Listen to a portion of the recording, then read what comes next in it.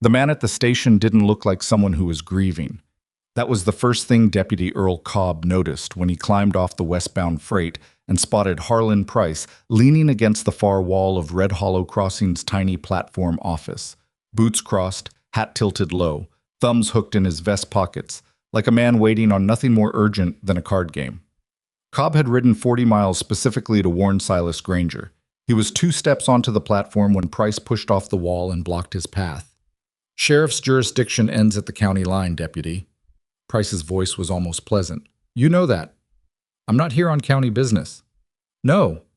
Price tilted his head and smiled with his mouth only. "You're here to stick your nose into mine, and I can't allow that." He said it so quietly that the 2 men flanking the freight door almost didn't move in time. Almost. If you've never seen a good man get beaten on a train platform in broad daylight while passengers looked away and pretended to study their luggage, then you've never understood how alone a person can be in a crowd. Earl Cobb hit the planking and didn't get up. Price straightened his vest, picked up the deputy's hat, set it gently on the bench beside the unconscious man, and walked off the platform like he'd simply concluded a piece of routine business. Nobody said a word. Nobody asked. And 12 miles away, Silas Granger was already saddling his horse, already counting the hours until Friday. He had no idea what was coming. If this kind of story moves something in you, the quiet kind of love that doesn't announce itself, the grief that doesn't quit, and the courage it takes to finally let go, then please subscribe to our channel and follow along to the very end. Stories like this one don't come with neat little warnings about where they'll break your heart. Hit the like button so we know you were here, and drop a comment with the city and country you're watching from.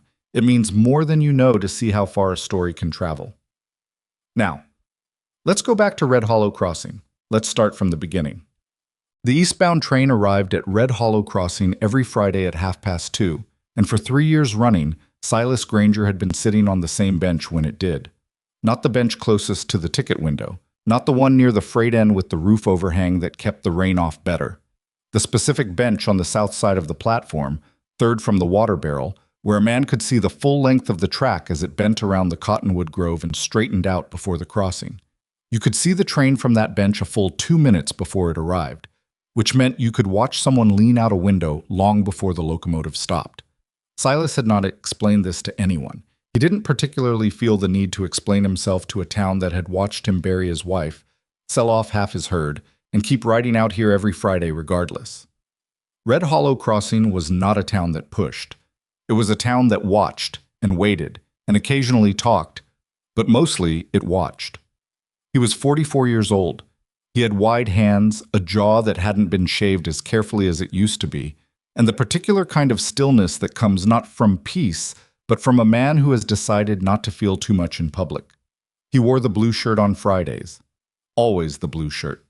He'd bought it 4 years ago because Adeline had stood in the dry goods and held it up against his shoulder and said, "That's the one," with the particular certainty she applied to everything she said, and he had not been able to disagree with her since. He still couldn't. The platform ticket cost 5 cents. He bought one every Friday from whoever was working the window. He never boarded a train. He had not boarded a train in 3 years.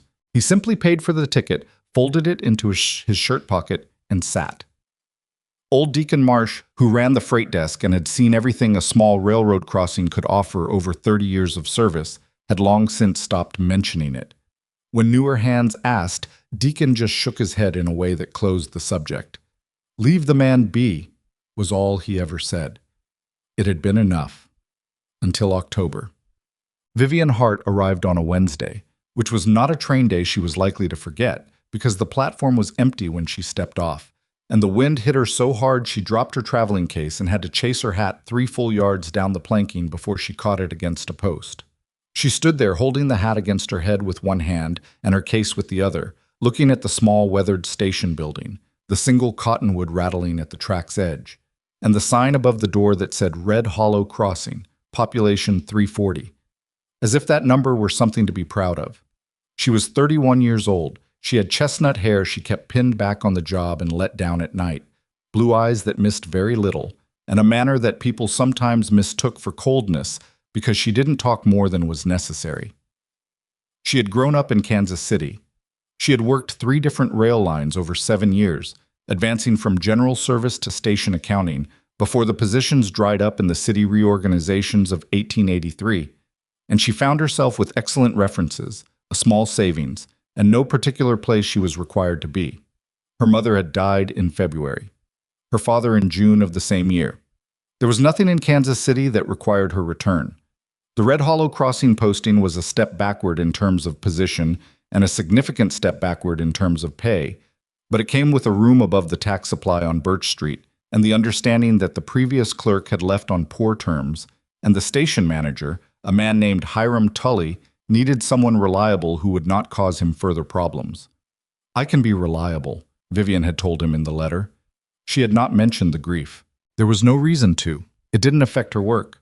Hiram Tully met her on the platform within 10 minutes of her arrival, slightly out of breath, wiping his hands on his vest in the manner of a man who has been doing something he'd rather not admit to. He was 50-something, balding, with the distracted look of someone managing 4 things simultaneously and doing none of them particularly well. "Miss Hart, good. Train was early." He shook her hand twice and picked up her case before she could protest. "I'll show you the window setup. We've had some trouble with the manifest system. Previous fellow let it get away from him. And the October freight accounts are something of a disaster. You're comfortable with ledgers?"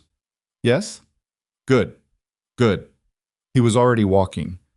"The regulars are easy enough. Fridays get busy with the eastbound, but nothing you can't manage.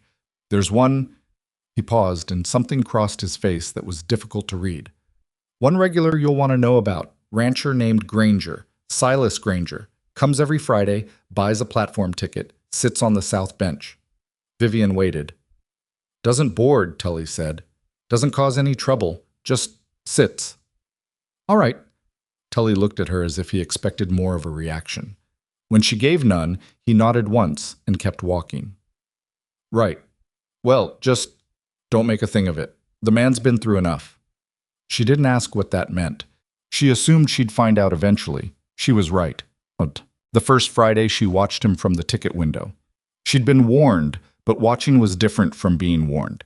He came through the gate at 2:15, punctual, unhurried, wearing a blue shirt that had been pressed with some care and a hat that he held in his hand rather than wearing, which struck her as odd in the October wind. He set a nickel on the counter without breaking stride. "Platform ticket," he said. He didn't look at her directly. He was already looking past her toward the south side of the platform, orienting himself without seeming to think about it, the way a person navigates a room they know by heart. She stamped the ticket and slid it across. He took it, folded it once, the same fold she'd later notice, always the same fold, and slipped it into his shirt pocket. Then he walked out to the bench and sat. He sat with his hat on his knee and his hands flat on his thighs. Not relaxed exactly, but settled, like a man who had made a decision and was living inside it. She watched the eastbound come in. She watched the passengers move through. A farm couple with 2 children, a traveling salesman with too many bags, an older woman who argued about her freight. And she watched Silas Granger watch the train windows. The way a man watches a door, he's half certain no one will come through. When the platform cleared, he stood. He put his hat on. He walked to the gate, nodded at her once, not quite meeting her eyes, and left. She stood at the window for a moment after he'd gone. Then she went back to the freight manifests, because the manifests were not going to fix themselves, and she had learned a long time ago that other people's grief was not hers to manage. What? The second Friday, she made coffee. She hadn't planned to. It was a cold morning. She'd made a pot for herself and Tully, and there was extra, and when she saw Granger's horse tied at the rail before the train arrived, she found herself filling a third cup without quite deciding to. She carried it out to the platform. He looked up when she set it on the bench beside him. His expression shifted in a way that was hard to describe, not exactly surprised, not exactly guarded, somewhere in between. "I didn't ask for that," he said. "No," Vivian agreed. "It's cold." She went back inside. She heard nothing for a moment. Then she heard him pick up the cup. When he left that afternoon, he left the cup on the counter beside the window, rinsed out. He didn't say anything. She didn't say anything. She put the cup back on the shelf. Third Friday, she made the coffee before she'd finished her own. She set it on the bench before he arrived and was back at the window when he came through the gate. He stopped when he saw it, looked at the cup, looked at the ticket window. Then he sat down, picked it up, and drank. Hiram Tully watched this exchange from the freight doorway with an expression Vivian couldn't identify and didn't ask about. By the sixth Friday, they were talking. It started small. She'd asked, purely out of professional obligation, whether the November train schedule revisions would affect his ride. Many of the ranchers had concerns about the freight timing, and he had answered her actual question, carefully and directly, before asking in return whether she'd had any trouble with the water heater in the room above the tack supply, because the previous tenant had mentioned it was unreliable. "It's unreliable," she confirmed. "Tully knows about it," he said. "Tully knows about a lot of things he hasn't done anything about." Something shifted at the corner of his mouth. "That's been true since about 1879. It wasn't a laugh, but it was close enough. She found herself looking forward to Fridays in a way she hadn't expected when she took the position, and she found that mildly troubling, and she chose not to examine it too carefully because examination had not been her friend since February. The rainy Friday came in November. She'd meant to stay inside. The wind was doing something unpleasant off the plains, and the platform roof had a gap near the south end that turned every heavy rain into something more like a waterfall, and there was no practical reason to take coffee outside in those conditions. But she looked out and saw Silas Granger sitting in the only dry corner of the platform, collar up, water running off the brim of his hat, watching the tracks with the same fixed attention he brought every single week, rain or not. She poured 2 cups. She put on her work coat. She went out. He moved over without being asked. She sat. For a while, neither of them said anything.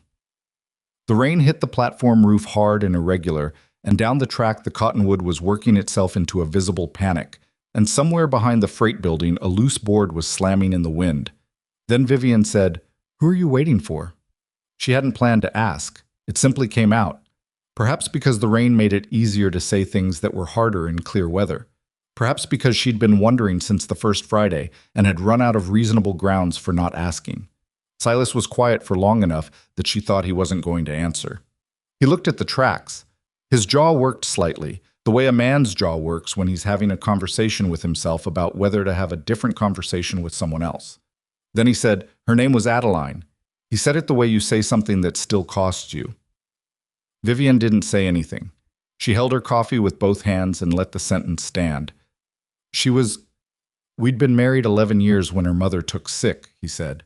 Down in Wichita. She went to help. Thought it'd be a few weeks. Turned into 14 months. He paused. 14 months. And every Friday she'd come home for the weekend on the eastbound. I'd ride out here, He stopped again. She'd see me from the window before the train stopped and she'd laugh.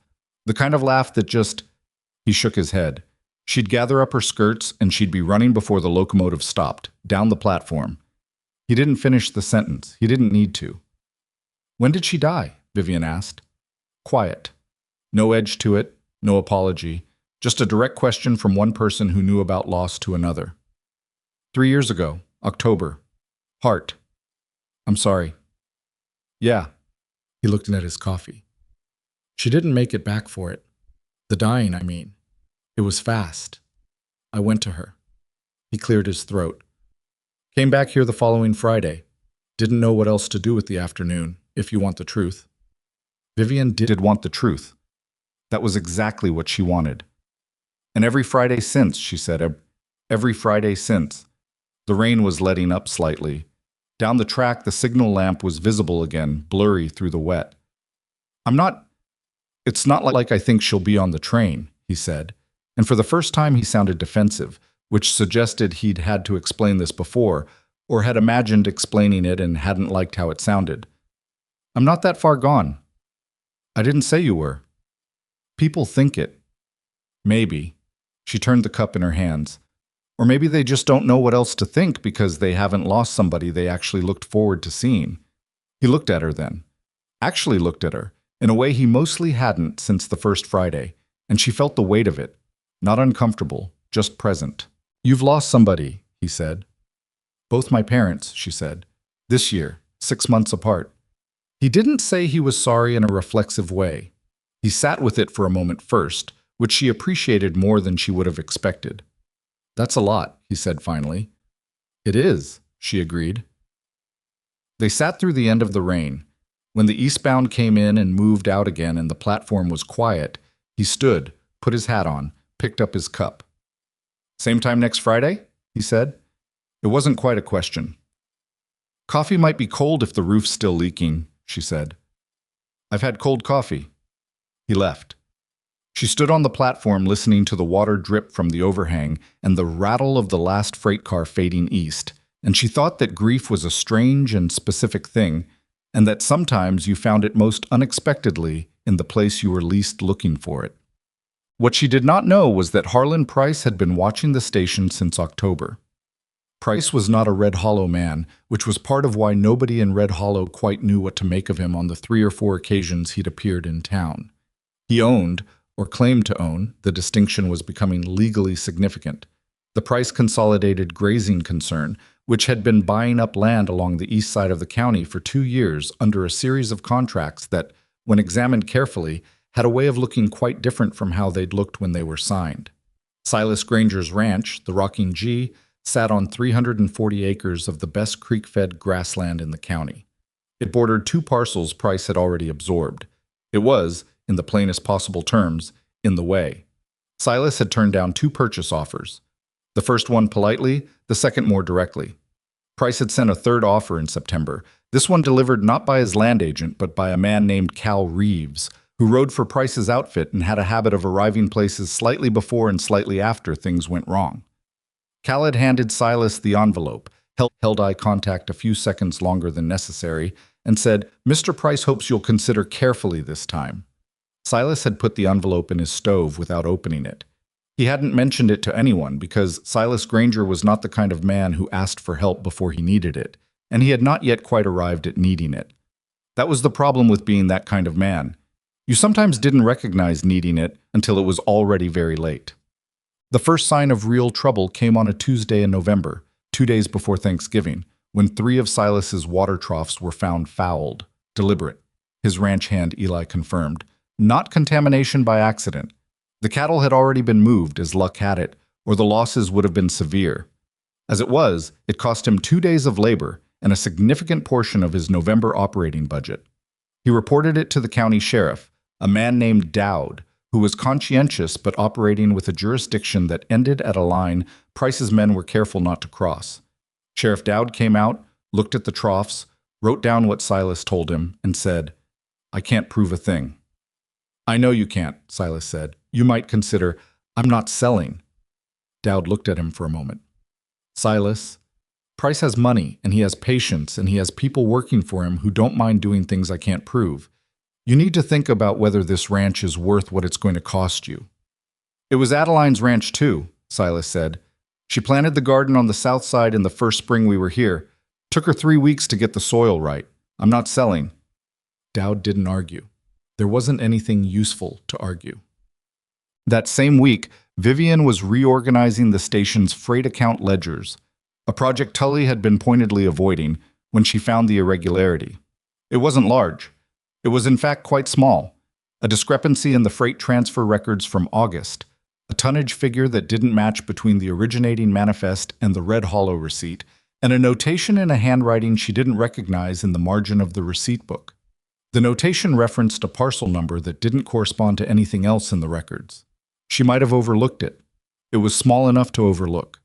Instead, she set it aside and kept going through the ledgers, because in her experience, small discrepancies in freight records were almost never accidents, and she had 7 years of working rail lines and knowing what the books looked like when they were being used to move something that wasn't supposed to be moved.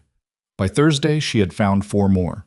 She did not yet know what any of it meant, but she was beginning to have a feeling she recognized from other ledgers in other stations in other cities, and the feeling was not a comfortable one. She locked the relevant pages in the station safe before she went home that night. She did not tell Hiram Tully because Hiram Tully's name appeared twice in the margin notation in the handwriting she didn't recognize. Friday arrived with a cold, clear sky and air that had real winter in it. Silas came through the gate at 2:15, same as always, and she set the coffee on the counter instead of carrying it out, because the wind was doing something she didn't want to fight with a full cup. He came to the window. He looked at the cup. He looked at her. "You're inside today." "It's January weather in November," she said. "The platform can wait." He picked up the coffee. Something about him was different today. Held tighter, she thought. The stillness was still there, but it was the stillness of a man who'd been clenching something instead of setting it down. Hard week? She said. He considered not answering. She could see him weigh it. Somebody fouled my water supply, he said. Troughs. Cost me 2 days and most of my November budget. Accident? He looked at her, and the look said everything the word didn't. No, she said. No. He drank the coffee. I've got a neighbor problem, the kind that buys things. She waited. Harlan Price. You heard of him? She shook her head. You will, Silas said, and his voice was flat in a way that made the words sound more like a warning than a prediction. He wants my land. I won't sell. He's working on making that decision harder for me. Through the window behind him, she could see the cottonwood shaking in the wind, and further out the bend in the track where the train would appear. And somewhere in her chest was the beginning of a thing she hadn't felt in most of a year. Something that was not quite worry for herself, which she'd gotten used to, but something sharper and more personal than that. Is it working? She asked. He was quiet for a moment. Ask me in spring, he said. The eastbound was visible now, around the bend, the dark shape resolving out of the winter light, and she watched him turn to look at it, the automatic turn, the old habit. And she watched his face do the thing she'd seen every Friday, the thing she had not had a word for but was beginning to understand. It was not hope, exactly.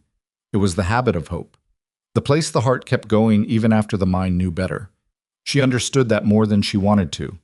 When the train had come and gone and the platform was empty again, he set the cup on the counter and said, "Thank you for the coffee." "Same time next week," she said. He nodded once and went.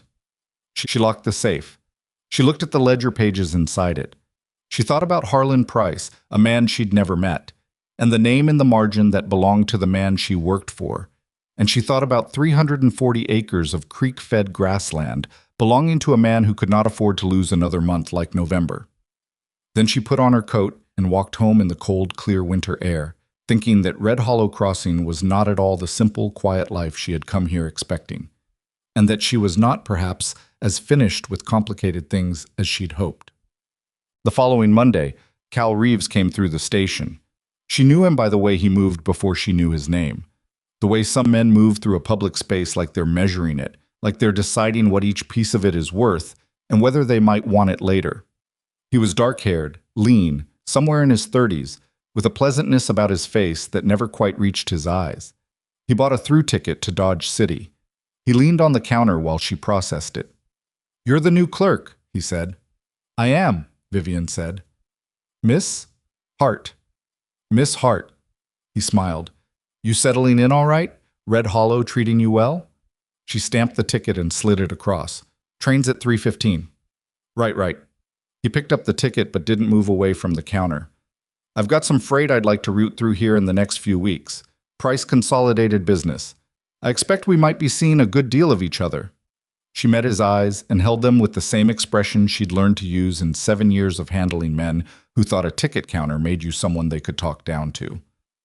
"We process freight at the freight desk," she said. "Mondays and Thursdays. Talk to Mr. Tully." He held her gaze for another moment. Then he straightened, tucked the ticket in his pocket, and smiled again with the pleasantness that didn't reach anything. "Pleasure, Miss Hart." He walked to the platform. She watched him go and thought about locked safes, and thought about the name in the margin, and thought about a man who came every Friday and sat on a bench and had just had his water supply fouled by people who were currently buying tickets through her window. She thought, I need to understand what's in those freight records before someone realizes I found them. She thought, I have been trying to live a quiet life. She thought, that may not be possible here. The letter from St. Louis arrived the same week. She hadn't applied for the position. She had not applied for any position since taking the Red Hollow posting, because she was, for the first time in 2 years, not actively running from anything, and that itself had been a kind of relief. But she had been recommended by a former supervisor, the letter said, and the regional management role was newly created. And if she was interested in submitting a formal application, the position was hers to lose rather than to win. The salary was nearly double what Red Hollow paid. She set the letter on her table above the tax supply and looked at it for a long time. She thought about the safe. She thought about the freight manifests. She thought about Hiram Tully's name in the margin. She thought about a blue shirt and a folded platform ticket and coffee on a bench in November rain. She did not decide anything that night. She was not a person who made decisions the night she received information. She made them after she'd thought long enough to be certain, and she was not certain, not yet. Ely rode into the Rocking G on a Thursday with news that reset everything. Eli was 22, had worked the ranch for 3 years, and was not given to dramatics. When he came through the barn door with that particular set to his mouth that meant something had gone genuinely wrong, Silas put down the harness he'd been mending and waited. "There's a man," Eli said, "on the east fence line. Surveying? Running stakes." Silas was out of the barn before Eli finished the sentence. The east fence line of the Rocking G ran along a ridge that served as the natural boundary between his property and the land Price had absorbed in the spring, and the ridge itself and the access road that ran along it was common use territory, designated in the original county survey records as uncontested rangeway. But the man Silas found at the fence line was not surveying rangeway. He was planting stakes 8 feet inside the Rocking G's fence, in ground that had been Rocking G ground since 1871, with a confidence that suggested he believed the papers in his coat pocket supported him doing exactly that. Silas pulled the nearest stake out of the ground. The surveyor looked up. "I'd put that back," the man said. "Those are legal markers. They're on my land." "According to a survey filed in Dodge City last week," the man said, pulling a folded document from his coat with the care of someone who expected it to end an argument, "the eastern boundary of Price Consolidated's Lot 14 runs." Silas took the paper, read the first 3 lines, and handed it back. "That survey is wrong," he said. "The county recorder accepted it."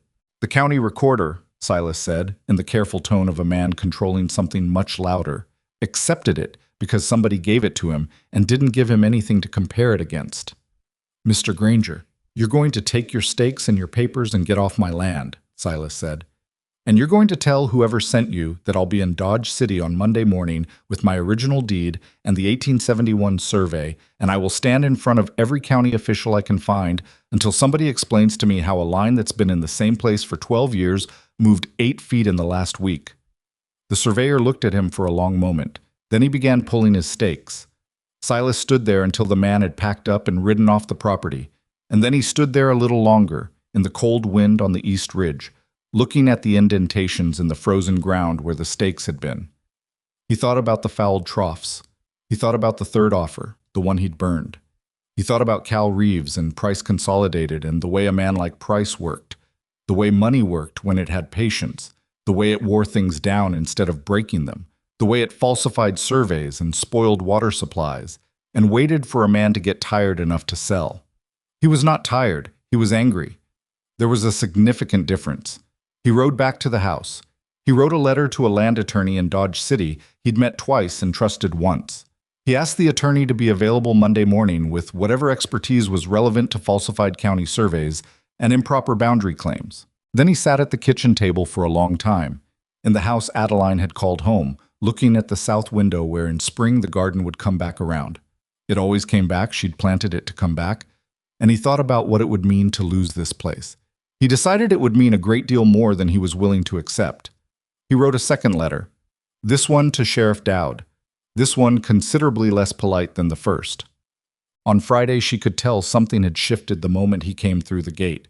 He was still wearing the blue shirt, he was still punctual, but he moved differently, not heavier, which was what grief looked like on him. She'd learned to read that. This was something else. He moved like a man who'd made a decision and was living on the forward edge of it. She already had the coffee ready. She'd been watching for his horse. He came to this window. He didn't pick up the coffee right away. "Somebody filed a false survey last week," he said without preamble, "trying to move my east boundary line 8 feet into my property." She kept her face neutral. "What are you going to do?" "Fight it. Monday, Dodge City." He picked up the coffee. His hands were steady. "It's Price, has to be. He's trying to establish a contested boundary before I can respond." The freight manifest sat in the locked safe 6 feet behind her. She thought about them, about what was in them and what it might mean, and whether what she suspected was actually what she thought she suspected. She thought about the letter from St. Louis. She said, How much do you know about Price's freight operations? He looked at her. Why? He said. She held his gaze for a moment, then said, I've been looking at some station records, older freight manifests. There are some irregularities. I don't know what they mean yet, but they involve price-consolidated shipments, and they involve the name of someone here at the station. His eyes sharpened. Tully? She didn't answer that directly. She said, I locked the relevant pages in the safe on Thursday night. He set the coffee down. Vivian, he said, and it was the first time he'd used her name without the title, and she noticed, and she thought he probably didn't realize he'd done it. Those records, if they show what you think they show, I don't know yet what they show. But if they do, he leaned slightly toward the window. That's dangerous. Price doesn't. He plays these things carefully, but he plays them serious. The man who came to deliver his last offer to me, Cal Reeves. Something passed over his face. You've met him. He was through the station Monday, buying a ticket. Silas was quiet for a moment, processing that. Vivian, I need you to be careful. If Price thinks you found something, he doesn't know what I found, she said. I haven't told Tully. I haven't told anyone. You're telling me. I'm telling you, she agreed. The eastbound was coming around the Cottonwood Bend, visible now through the window behind him, the dark shape pulling its freight out of the winter distance. He turned to look at it, the old automatic turn, and then he turned back to her, and for a moment the two things were in his face at once, the old grief and the new sharp thing that wasn't grief at all, but something much more present. Monday I go to Dodge City, he said. When I'm back, I want to look at what you found. Monday's a freight desk day, she said. I can have what I need copied by then. Be careful between now and Monday. She met his eyes. I'm always careful. He almost smiled. Not quite, but almost. That's not the same thing. The train came in, the platform filled and emptied. He watched the windows the way he always watched the windows, and she watched him watch them, and neither of them spoke for that part of it, because that part was his. When the eastbound departed and the platform was quiet again, he set the cup on the counter. Same time next week, he said. Coffee might actually be warm for once, she said. If this wind lets up. He put on his hat. He walked to the gate. He stopped. He turned around. Thank you, he said. Not just for the coffee. Then he was gone. She stood at the window until she couldn't hear his horse anymore. Then she went to the safe, unlocked it, and began making copies of everything she'd found, in her own careful handwriting, on paper she would keep somewhere Hiram Tully would never think to look. Outside, the last light was going off the Kansas plain in long gold strips, and somewhere east of the Cottonwood, the freight line ran straight and flat into the dark, and Red Hollow Crossing sat in the middle of all of it, very small, very quiet, and considerably more complicated than it had appeared on the Wednesday she'd stepped off the train and chased her hat 3 yards down the platform. She was not, she thought, finished with complicated things at all. She might, in fact, be just getting started. She finished copying the last page at 9:30 that night, by lamplight, sitting at the small table in her room above the tack supply with the wind pushing against the window glass and the smell of leather and sawdust coming up through the floorboards. She had 7 pages of copied figures. She had 4 separate freight manifest entries that didn't reconcile. She had 2 notations in the margin of the receipt book that referenced parcel numbers corresponding to nothing in the official log. And she had Hiram Tully's name, not his signature, not his initials, just his name, written in someone else's handwriting beside a tonnage figure that was 40 pounds lighter on the receiving end than it had been when it left its point of origin. 40 pounds was not a rounding error. She folded the copies into thirds, wrapped them in a piece of oilcloth she'd bought at the dry goods that afternoon, on the pretense of needing something to protect her ledger covers from the damp, and put the package at the bottom of her traveling case beneath her winter wool. Then she relocked the case, set it against the wall under her spare boots, and sat there for a moment with her hands in her lap. She was not frightened. She was something more specific than frightened. She was alert in the way that precedes fear, when a person is still in the phase of being careful rather than the phase of being cornered. She'd been in the second phase once in Kansas City, when she'd found a discrepancy in a freight ledger at a much larger station and had made the mistake of mentioning it to her supervisor before she understood what she was dealing with. That particular supervisor had not been listed in any margin, but he had transferred her to a smaller station within the week, and the discrepancy had vanished from the records. She had learned from that. The lesson was, know what you have before you tell anyone what you have. Know who you can trust before you decide what to do with what you know. Don't move until you understand the whole shape of the thing. She understood only a part of the shape so far, but the part she understood was enough to make her careful. She blew out the lamp and lay on the cot and listened to the wind and thought about Silas Granger riding to Dodge City on Monday morning with his deed and his 1871 survey, and thought about how a man fighting a falsified boundary claim had no idea that 6 miles away, in a locked railroad safe, there might be freight records that spoke directly to how Harlan Price had managed to file documents in a county office without resistance. She thought, those two things might be connected. She thought, they very probably were.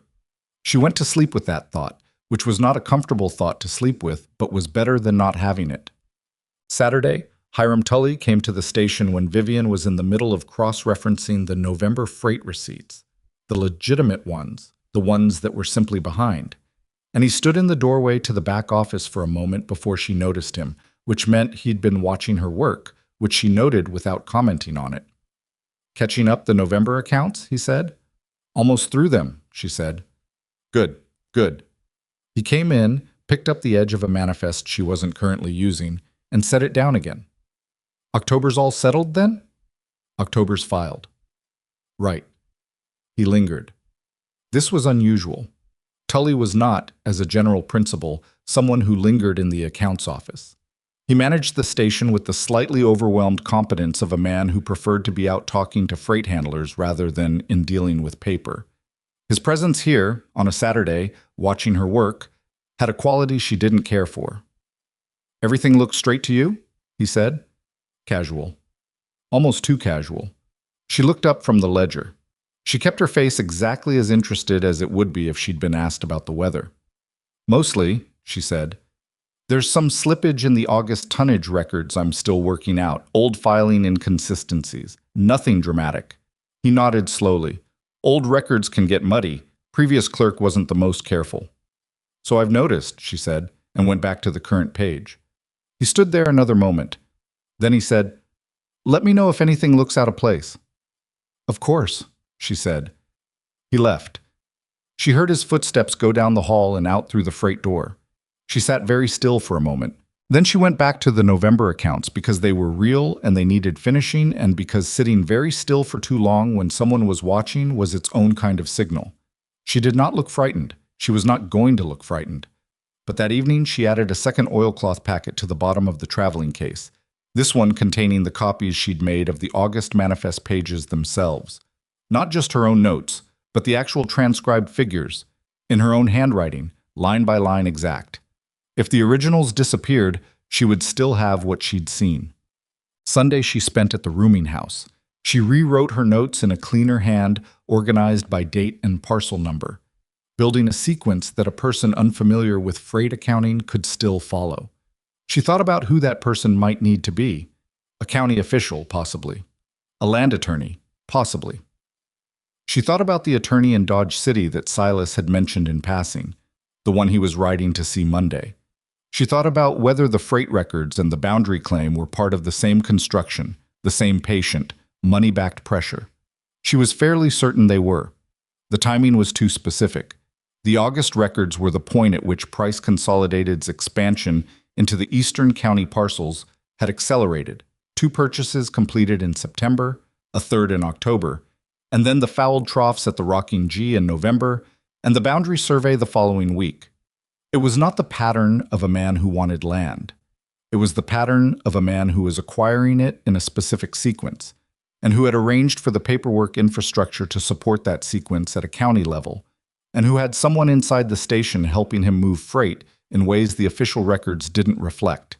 40 pounds per shipment might not mean much in isolation. Multiplied over 6 months of irregular freight transfers, organized, documented, used to establish false tonnage records that could be used to support false property assessments. She stopped herself. She was getting ahead of the evidence. She had what she had. She needed to be careful about building theories from what she didn't yet know. She organized what she did know. She put it in order. She made it clear. She wrote at the top of the first clean page, in her plainest handwriting, freight irregularities, Red Hollow Crossing Station, August through October 1883. compiled by V. Hart, station clerk. She looked at it, then she wrote the date. Then she put the papers away and went to bed. Monday morning, she was at the station before Tully arrived, which was not unusual. She was generally first in, and she unlocked the safe and confirmed that the original pages were where she'd left them. They were. She locked the safe again, put the key in her skirt pocket, and had the coffee on by the time the first freight handler arrived at 7. Tully came in at 1:15. He looked at the safe, briefly, in the way of a man who isn't trying to look at something. Then he looked at the accounts desk and said, "November all finished?" "Filed this morning," she said. "Good." He went to his office. She processed the Monday freight. She stamped invoices. She handled a complaint from a wool merchant about delayed shipment dates. She made a second pot of coffee and didn't offer Tully any, and he didn't ask for any, which was how she knew the Sunday conversation had changed something between them, even though neither of them had said anything Sunday worth changing. At 10:30, Cal Reeves came in. He was not carrying luggage this time. He was not buying a ticket. He went directly to Tully's office door, knocked twice, and went in without waiting for a response. Vivian processed a freight invoice and did not look up. She heard voices, low, through the closed door. Not the words but the register, Tully's higher pitch and Reeves's even, measured tone, and once a silence that lasted long enough to mean something. They were in there for 22 minutes. She counted, because counting was something to do besides appear to listen. When Reeves came out, he crossed the main room toward the door and stopped at the counter. "Miss Hart," he said. Pleasant, that same pleasantness. "Mr. Reeves." "Quiet Monday." "Freight Mondays usually are," she said. "Most of the activities at the desk by noon." He set both hands on the counter. Easy, casual, like a man with nowhere to be. "Mr. Tully says you've been doing excellent work getting the old accounts in order." "It's part of the job," she said. "Old records can be complicated. Lots of entries, lots of cross-referencing." He was watching her in a way that was almost friendly. Almost. Easy to misread things if you don't know the full context. She looked up from the invoice she was stamping. She met his eyes directly. "I generally ask questions when I need context," she said. "Of course." He smiled. "That's the professional approach, asking the right people the right questions." He let that sit for just a second too long. "Well, I'll let you get back to it." He left. She stamped the invoice. Her hand was entirely steady, which was something she was specifically choosing, and the choice required a small amount of effort, which she did not show. She thought, "He knows I've been in the old records. He doesn't know what I found. He's trying to find out whether I found something or whether I'm a problem yet." She thought, "I need to not be a problem yet." She finished the morning freight.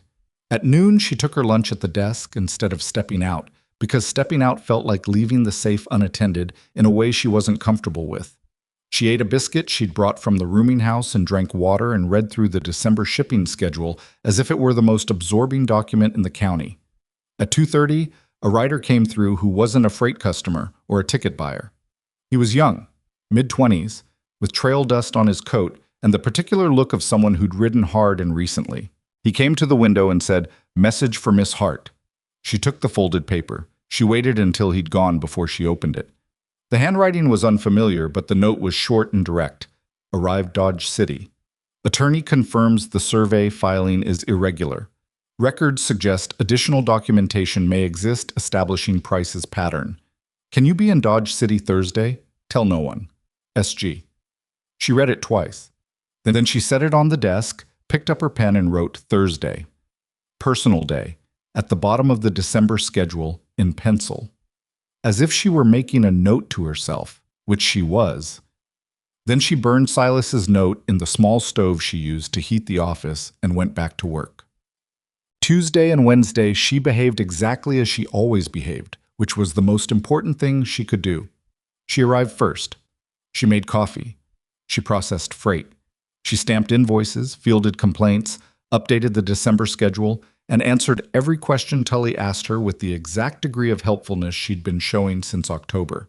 She made no copies of anything. She opened the safe twice, once on Monday for a legitimate freight receipt, once on Tuesday because she needed a previous month's figures, and both times she felt Tully's awareness of the moment like a pressure at the back of her neck, and both times she closed it again with the same unremarkable efficiency she applied to everything. She was playing a part she happened to be good at. Invisible competence. The person who keeps the place running so smoothly that no one remembers to watch her. Wednesday evening, she packed a small bag. Winter dress, traveling coat, the oilcloth packets at the bottom.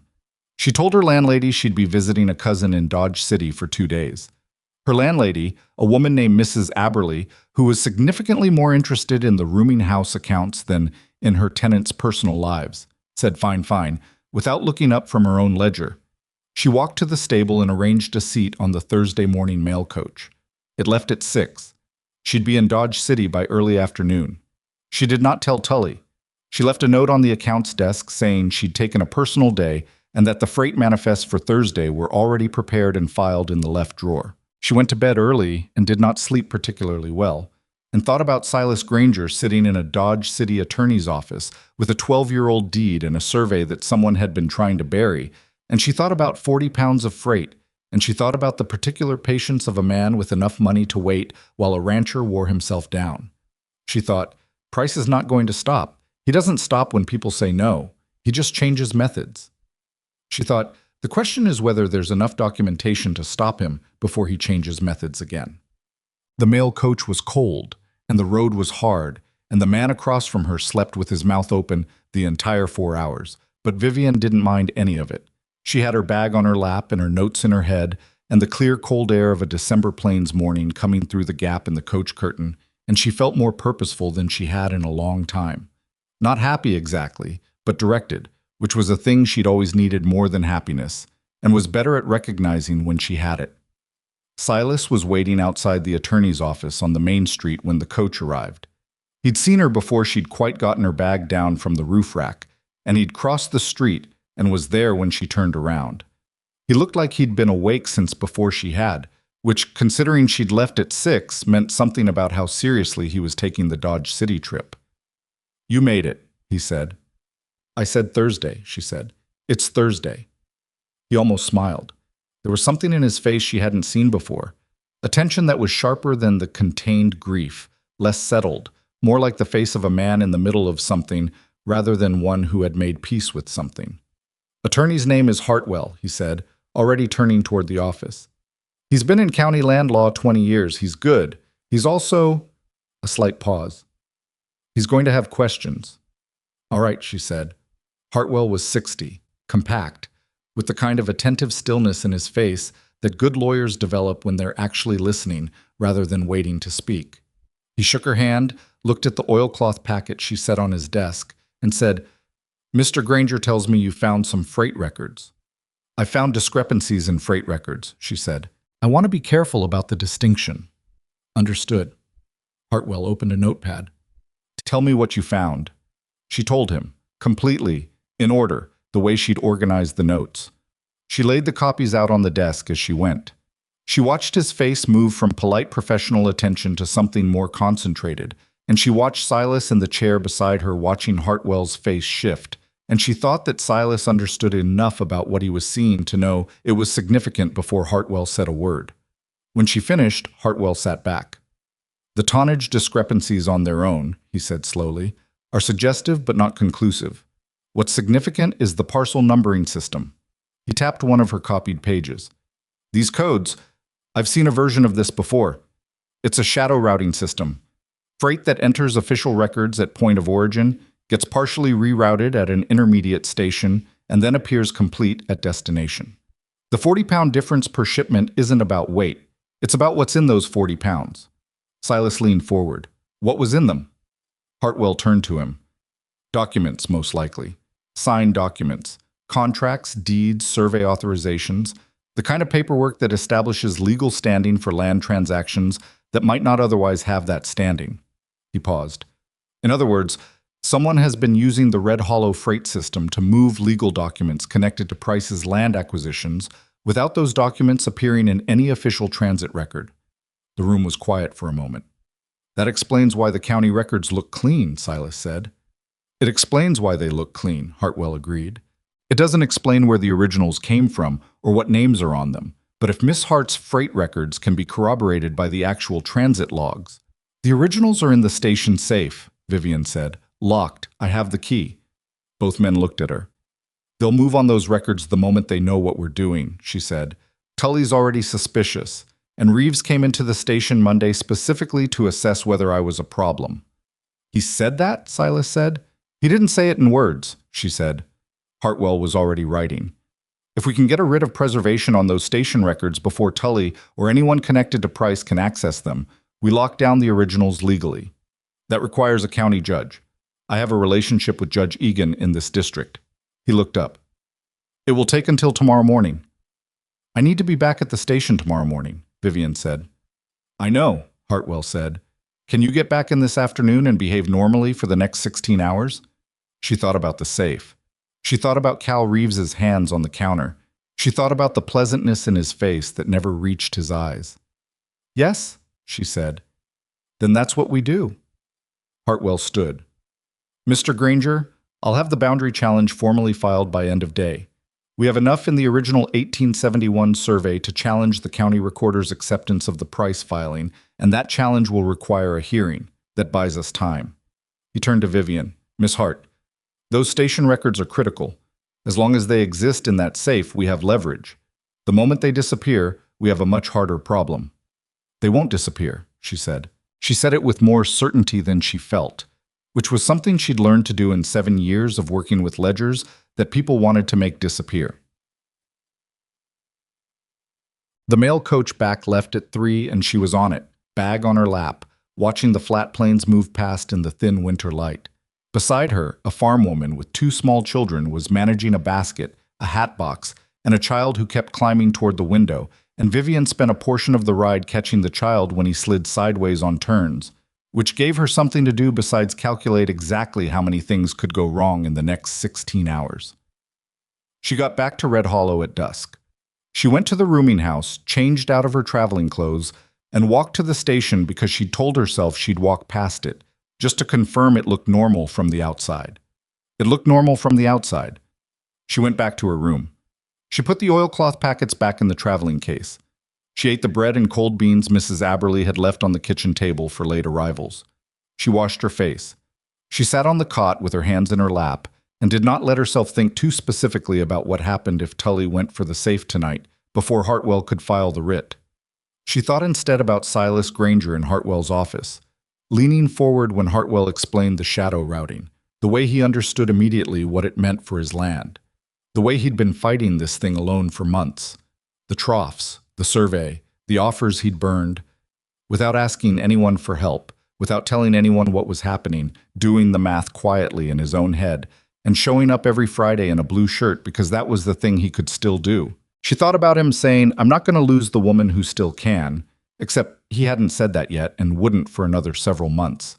But she thought about the version of him that would say it, and she thought that she was already beginning to understand why he would, because something was being built between Fridays that neither of them had designed or discussed or particularly planned. She was too tired and too alert at the same time to decide what she thought about that, so she went to sleep instead. Friday morning came cold and clear. She was at the station at 6:30. She unlocked the safe immediately. The pages were there. She relocked it, exhaled something that wasn't quite a breath she'd been holding since Dodge City, and put on the coffee. Tully came in at 7:15. He looked at the safe. He looked at her. He said, "Back from your personal day." "Everything's in order," she said. "I left the Thursday manifests filed." "I saw." He poured himself coffee without being invited, which was unusual only in that he'd been waiting to see if she'd offer. "Hartwell's office sent a wire this morning." She kept her hand steady on the coffee pot. "Did they?" she said. "To the county recorder. Apparently there's a formal challenge to the Price Consolidated Survey filing." Tully looked into his cup.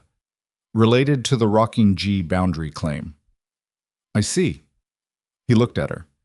It was the longest, most direct look he'd given her since she'd started at the station, and there was something in it that was not quite accusation but was in the neighborhood of it. "Granger's a good man," Tully said finally. "Hard life lately." She didn't say anything. "People around here respect him," Tully continued. "Adeline's passing hit the whole county, if you want to know. She was—" He stopped, cleared his throat. "She was the kind of woman who remembered your name. Every person she met, remembered their birthday, their children's names, that kind of thing." Vivian waited. Tully set his cup down. I want you to know, he said, that I didn't understand what was in those freight transfers.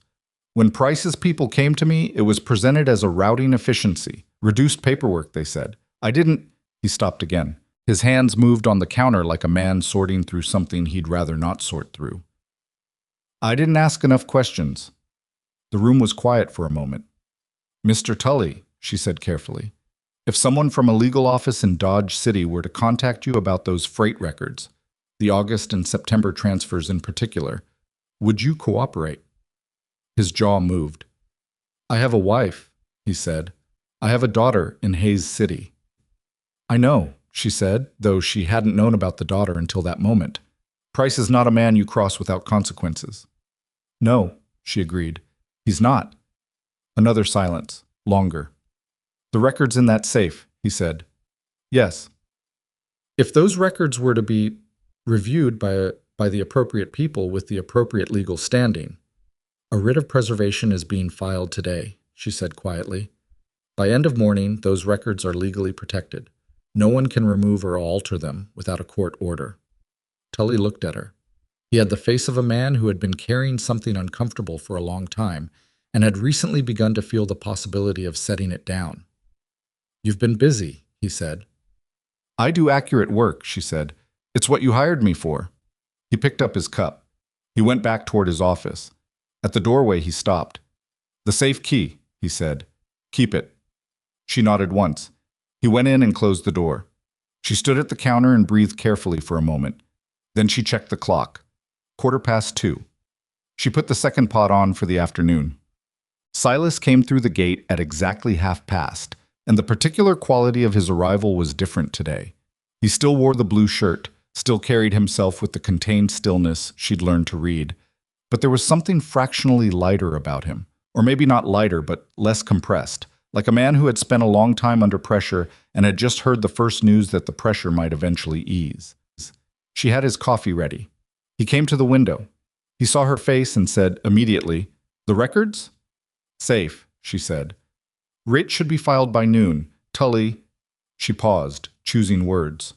"Tully is going to cooperate." He looked at her steadily for a moment. "You're sure?" "He told me to keep the safe key." Something moved across his face. It wasn't relief exactly. Relief was what you felt when something was over, and this was far from over. But it was the recognition that the ground under him was more solid than it had been yesterday. "Hartwell's filed the boundary challenge," he said.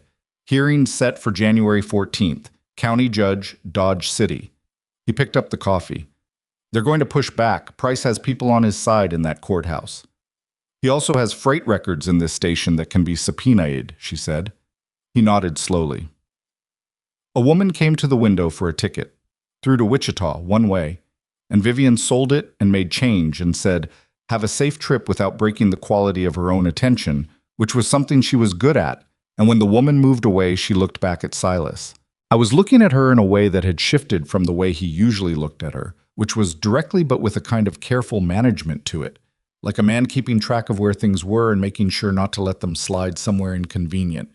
This was more like the moment just before careful management fails. "You went to Dodge City," he said. "You didn't have to do that." "You needed the freight records contextualized," she said. "I was the person who understood them." "That's not the only reason you went." She held his gaze for a moment. "No," she said. "It's not the only reason." He didn't push it. He was not, she'd come to understand, a man who pushed things. He was a man who showed up, consistently, punctually, in the blue shirt, with the folded ticket, in the rain and the cold and the wind, and he let the showing up speak for him because he'd learned somewhere along the way that showing up was the truest language he had. She understood that, more than she'd expected to understand anything about another person this year. The eastbound came around the bend at 2:47. He turned to watch it the way he always turned, the automatic orienting, the old alignment of himself toward the track.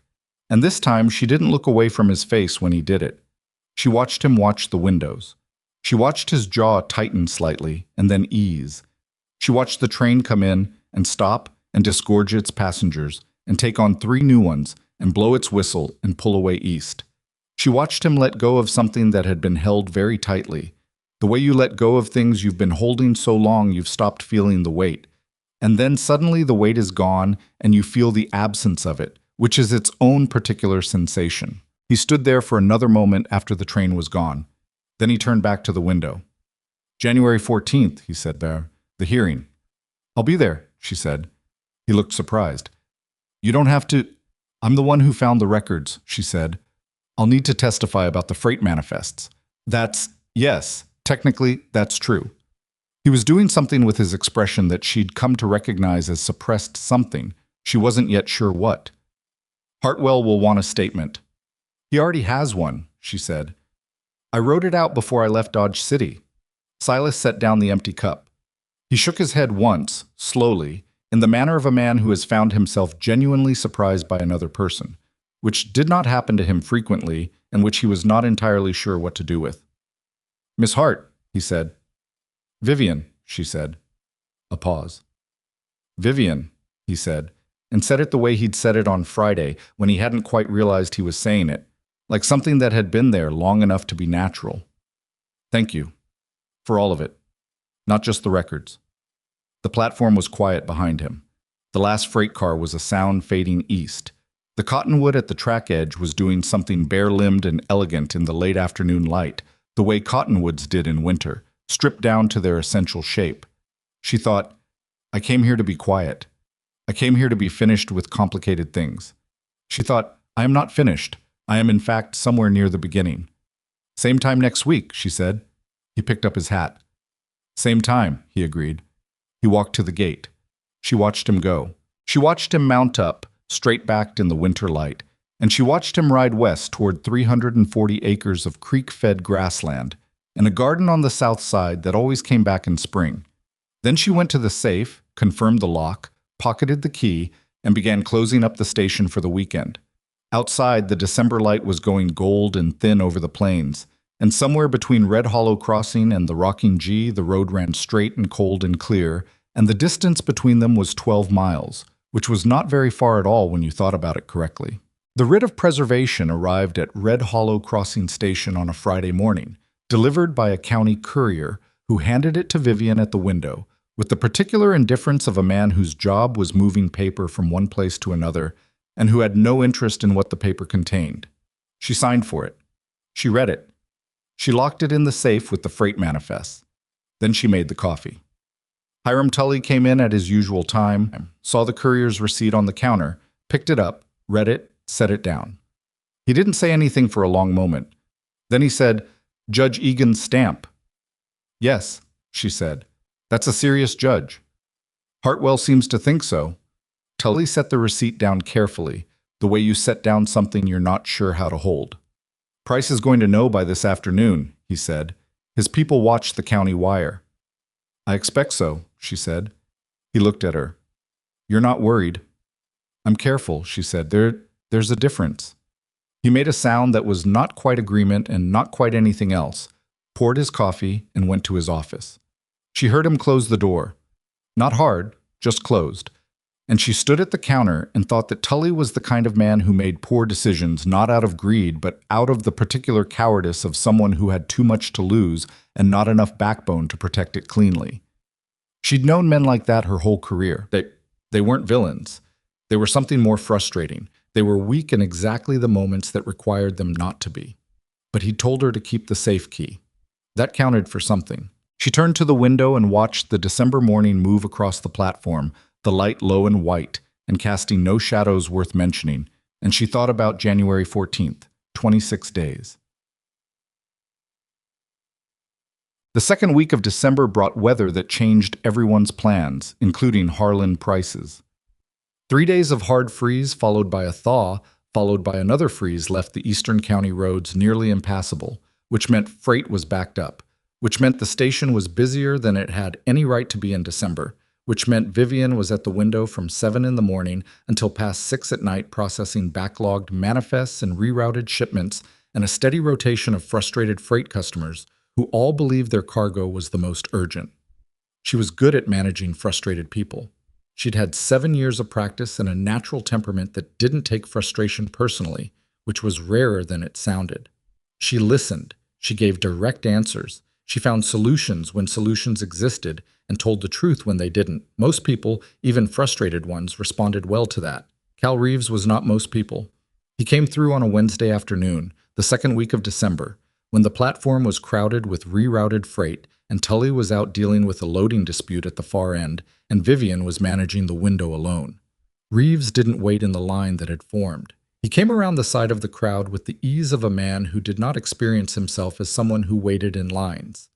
He set an envelope on the counter. "Freight authorization," he said.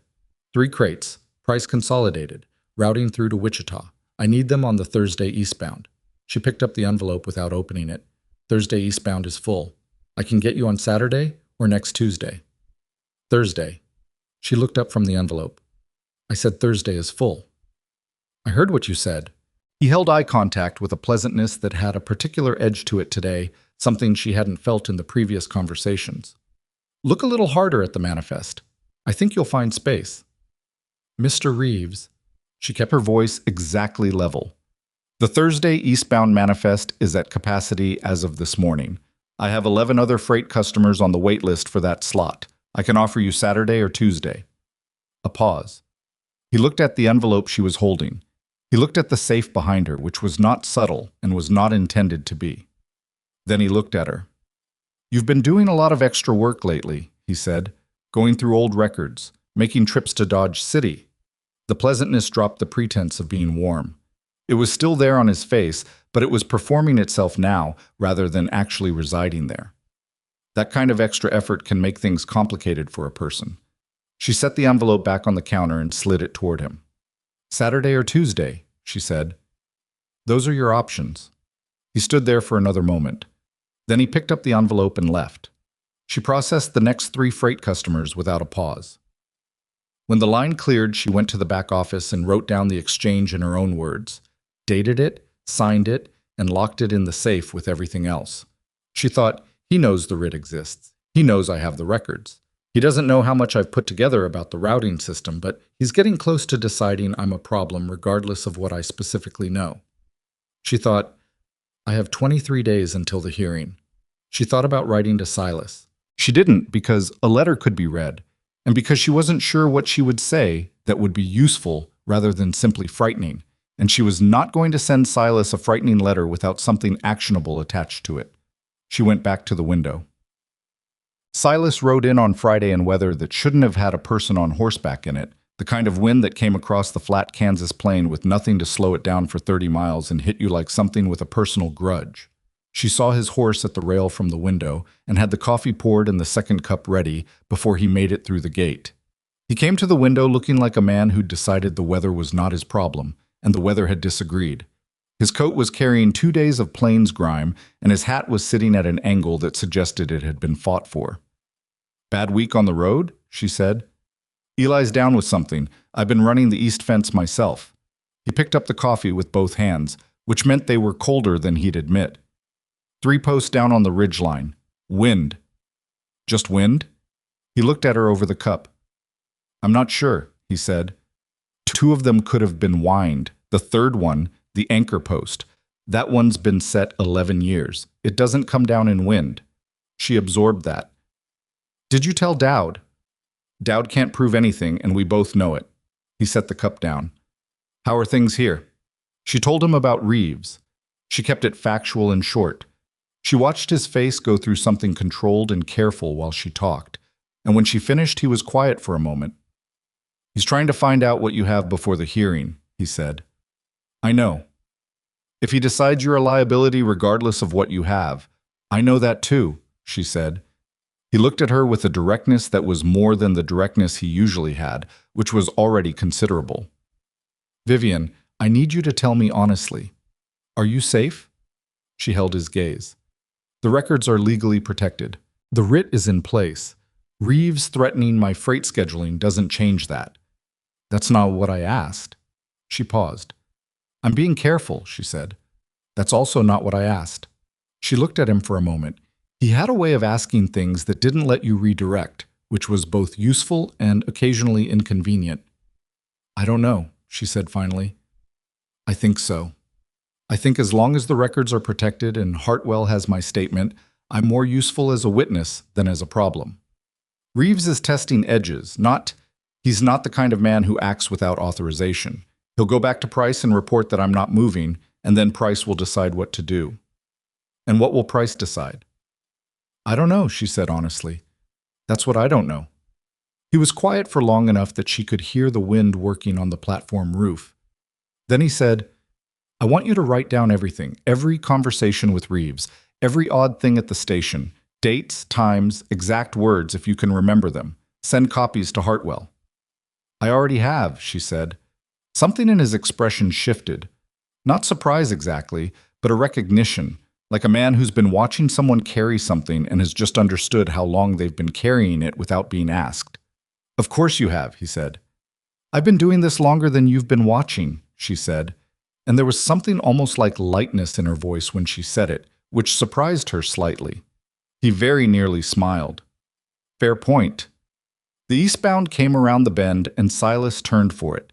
She'd stopped trying not to notice the automatic turn. It was simply part of Friday.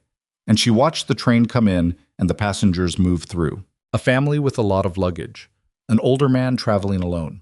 A woman about Vivian's age who stepped off and was immediately embraced by someone waiting on the platform, a long embrace, unhurried. Silas watched that without any visible expression. When the train pulled out, he turned back. You know what I realized this week, he said, and his voice was different, lower, less managed, the voice of a man who had been alone with a thought long enough that it had changed into something he couldn't quite keep contained anymore. I've been coming here every Friday for 3 years, and I told myself it was for Adeline, and it was. I'm not saying it wasn't. He stopped, looked at the tracks. But this fall, somewhere in here, Fridays started being about something else too, and I'm not sure when that happened. She didn't say anything. She waited the way she'd learned to wait with him. Not passive, but present, available. I'm not explaining this well, he said. You're explaining it fine, she said. He looked at her then with something that was open in a way she hadn't seen from him, unguarded in the specific way of a person who is not used to being unguarded and is not entirely comfortable with it, but has decided to do it anyway because not doing it has started to cost more than doing it. I don't know what this is, he said. I don't know what to call it. He stopped again, jaw tight. It's been 3 years. I didn't think You don't have to know what to call it, she said. I feel like I should. Why? He thought about that.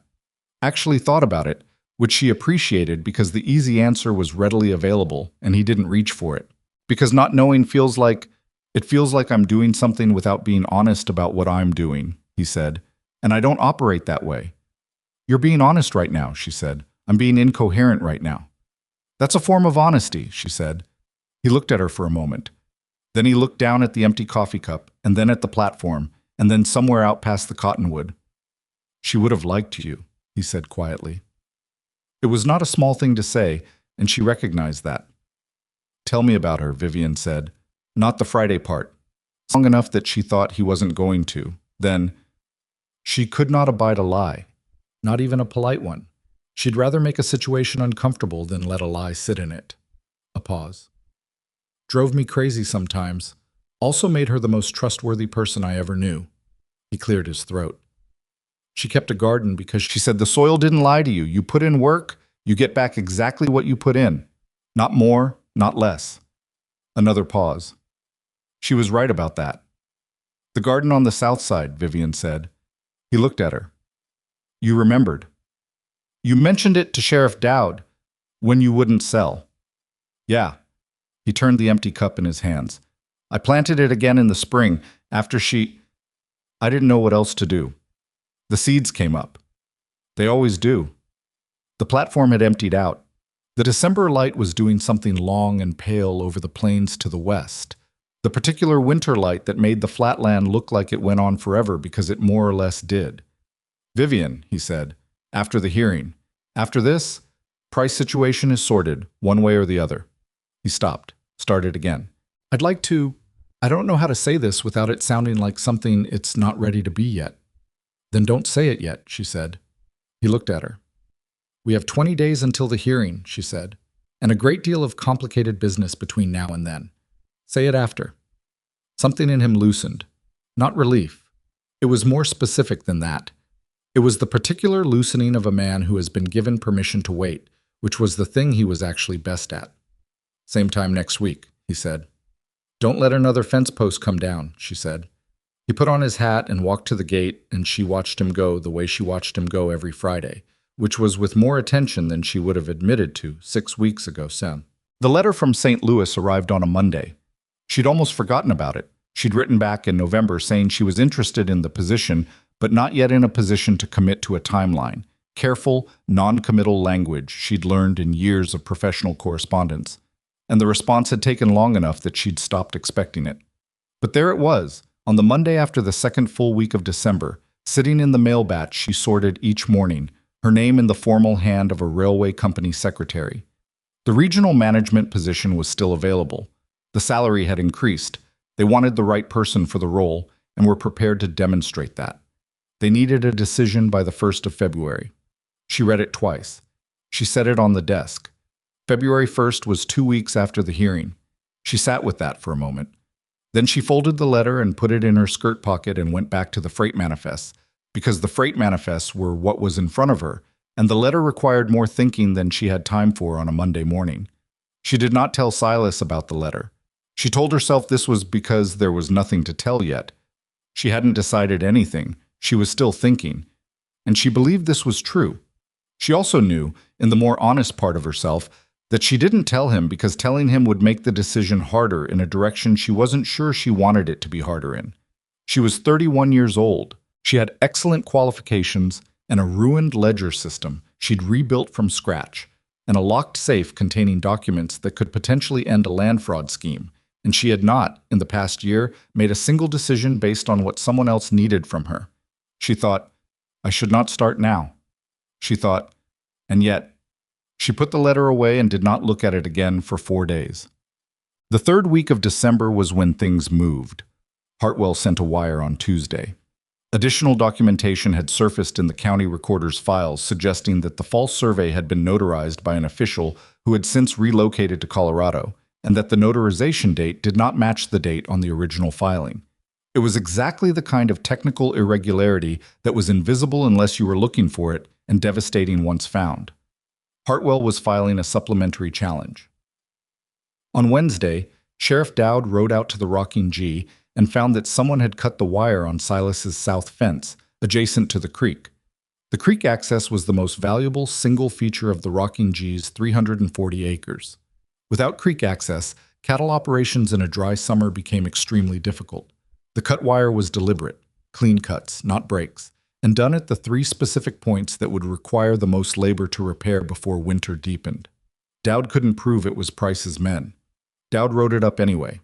Silas repaired the fence himself in 2 days, working from first light to last. Eli was still sick. He did it alone. On Thursday, Vivian found the third notation. She'd been back through the original freight records twice and thought she'd extracted everything relevant. But on Thursday, she went back a third time because something about the September entries had been nagging at her. A specific parcel number that appeared twice with slightly different freight codes. And this time she found what she'd missed. A transfer authorization signed not by a freight agent, but by a land assessor's deputy. A man named Voss, whose office was in Dodge City, and whose signature on a freight transfer authorization made no procedural sense whatsoever. A land assessor's deputy had no business signing freight transfers. The only reason that signature would be on a freight record was if the freight itself was land-related documentation, and the only reason to route land documentation through a freight system instead of official county channels was to avoid the official record. She copied the page 3 times. 1 copy in the safe, 1 in the oilcloth packet in her traveling case, 1 in a sealed envelope she addressed to Hartwell's office and put in the outgoing mail before Tully arrived Thursday morning. She also, on Thursday evening, sent a short note to Silas. Not about the records, she didn't put specifics in written messages anymore, but asking him to come to the station window before the platform opened on Friday. 1:30 instead of 2:15. He was there at 1:15. You found something, he said before she could speak. A land assessor's signature on a freight transfer, she said quietly. A deputy named Voss. It connects the freight routing directly to the property documentation. It's not just irregular freight anymore. It's a chain of custody for falsified land records. He stood very still. That's enough for the hearing, he said. It's enough for considerably more than the hearing, she said. Hartwell needs to know before January 14th whether he wants to expand the scope of the complaint. This isn't just your boundary claim anymore. If Voss signed multiple transfer authorizations, how many other ranchers has Price bought out in the last 2 years? In this county, 7 that I can confirm from freight records. He looked at her with an expression that was doing several things at once. Anger, the cold kind that doesn't move around the face much, and something that was close to sick, and underneath all of it, something that was simply the recognition of a thing you'd suspected but hadn't had words for being confirmed. 7 families, he said. At minimum, she said. The records I have access to only cover Red Hollow routing. If Price is operating the same system through other stations, then it's not one man's land scheme, he said. It's a system. Yes, she said. He was quiet for a moment. Then, wire Hartwell today. Already did, she said. Last night. He looked at her. Vivian, I know, she said. You need to be careful. If Price finds out how much you've assembled before the hearing, he already knows I've found something. He doesn't know the scope. How long until he does? She thought about it honestly. I don't know. Voss is in Dodge City. If Hartwell contacts him and Voss tells Price's people, how long before the hearing? 20 days. Silas put his hat on the counter. He ran a hand over his face in the particular way of a man who is calculating something he doesn't like the numbers of. I want you to move the copies, he said. Not just the oilcloth, everything. Get them out of this station and out of your room and send them somewhere Price can't reach. Hartwell has copies. Hartwell's office is in Dodge City, and Price has people in Dodge City. She hadn't thought of that. She sat with it for a moment. Where? She said. There's a lawyer in Wichita named Aldous Pierce, he said.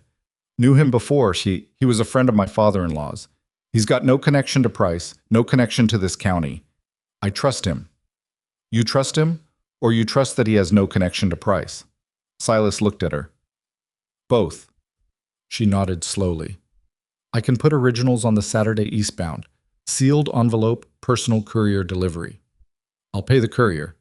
You don't have to. I know I don't have to, he said, with the particular tone of a man who doesn't argue about this kind of thing. She let it go. The platform was beginning to fill for the regular 247. She could see the usual Friday crowd filtering through the gate, the farm couple who came every second week, an older man with a trunk, a young woman traveling alone with a hat box that was clearly more important to her than her other luggage. Silas, she said. He looked at her. The letter from St. Louis. She hadn't meant to say it yet. She'd meant to wait until after the hearing, as she'd told herself 4 days running. But the words came out with the directness that things have when they've been held too long. The regional management position. They've offered it to me. Deadline is February 1st. He didn't move. His hands were flat on the counter. His face did something careful. That's a good position, he said. It's an excellent position, she said. More than this station pays. Significantly more. A pause. Will you take it? She looked at him. I don't know yet. He held her gaze for a moment, and she could see him weighing something. The thing he'd started to say 2 Fridays ago and stopped. The thing she'd told him to wait on. She watched him decide not to push it, which was both right and somewhat difficult to watch. All right, he said. I haven't decided, she said. I know. It isn't simple. I know that too, he said, and his voice was even, and there was nothing in it she could object to except the evenness itself, which cost him something, she thought. She thought it cost him more than he showed. The eastbound came around the bend. He turned for it. She let him. She watched the train arrive and the passengers come and go, and she watched him watch the windows with the old, careful attention. And she thought about St. Louis, about good pay and advancement, and the clean purpose of a new start somewhere without complicated freight manifests, and men whose pleasantness didn't reach their eyes. She thought about a garden on the south side that always came back in spring. She thought about how the distance between Red Hollow Crossing and St. Louis was not 12 miles. When the train was gone and the platform was quiet, he turned back. Be careful with the copies, he said. Saturday Courier. Don't put your name on the envelope, just Aldous Pierce, Wichita. I know how to send a package anonymously, she said. I know you do, he said. And then quieter. That's not really what I'm worried about. She looked at him. I know that too, she said. He picked up his hat. He walked to the gate. He didn't look back this time, which told her something about where he was putting the saint, Louis Thing, and how much effort that required. And she stood at the window for a moment after he'd gone, feeling something she didn't have a clean word for. Not guilt, not quite, but adjacent to it. The particular weight of holding two true things that pull in opposite directions. Saturday, she sent the package. Anonymous envelope, sealed twice, Aldous Pierce's address in Wichita, paid courier, no name on the return. She watched the courier go and felt a small loosening she hadn't expected. The relief of having the copies somewhere else, somewhere out of reach of writ amendments and safe keys and men who tested edges. Sunday was quiet. Monday brought Cal Reeves. He didn't come to the ticket window this time. He didn't come to the freight desk. He came in through the freight entrance at the back, which was technically within his rights as an authorized freight customer, and went directly to Tully's office. She heard them through the wall. She couldn't make out words, but she could make out the rhythm of the conversation, and the rhythm was wrong. Tully's voice higher and more compressed than usual, Reeves's voice even and unvarying as a man reading from a list. It lasted 11 minutes. Then Reeves came out through the main room, looked at her directly for the first time without the pleasant performance, just looked.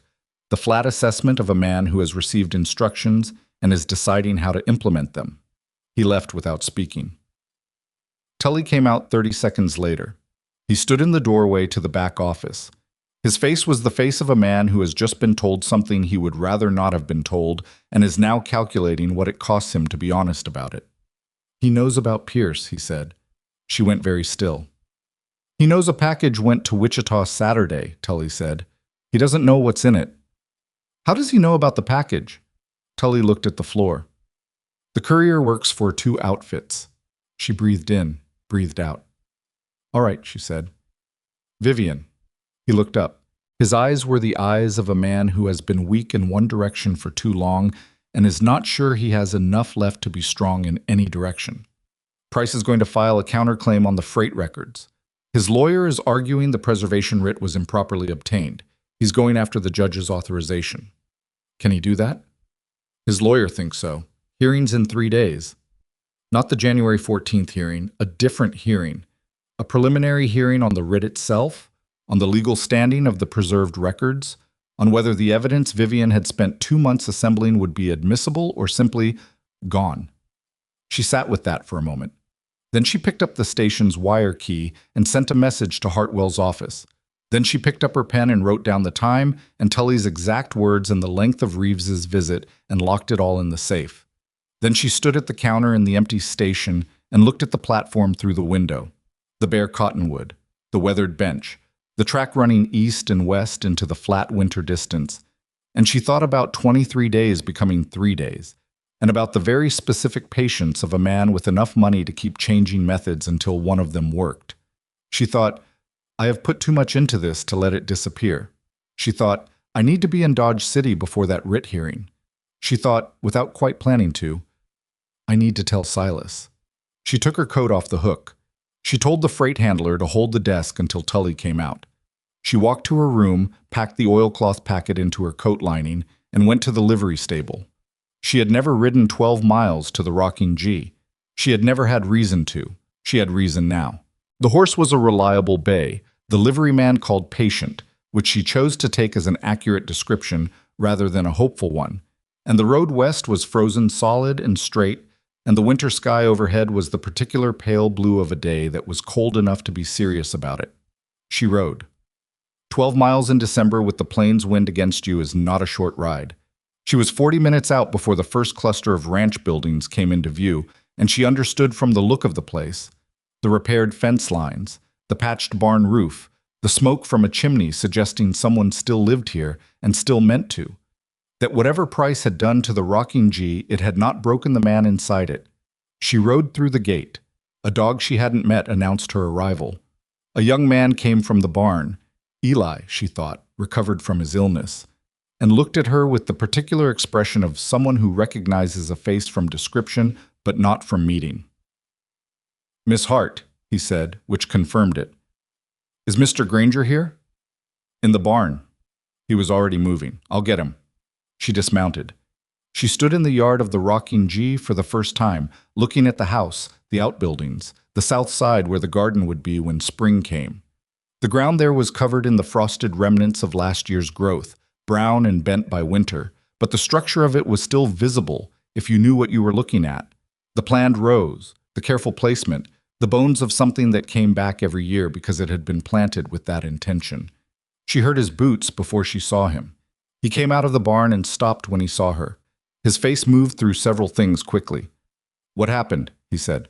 Not a question. "Price is filing a motion to void the preservation writ," she said. "Preliminary hearing in 3 days, and he knows a package went to Wichita." Silas looked at her for a moment. He looked at Patient, the bay, who had dropped his head and appeared to be trying to locate something edible in the frozen yard. "Come inside," Silas said. "You need to warm up, and we need to think." She followed him into the house, and this house was the house of a man living alone who was not entirely comfortable with being alone. Not messy, but sparse in a way that spoke of someone who'd stopped bothering with the parts of home that only matter when you're making them for someone else. A table with 2 chairs, a wood stove doing its job, a shelf with 3 books and a lamp. On the south windowsill, a single clay pot with something green in it, small and improbable in December. She looked at it. "From the garden," he said. "I bring something in every winter. Don't ask me why." "I know why," she said. He looked at her. She sat down at the table and opened her coat and took out the oilcloth packet and laid it between them.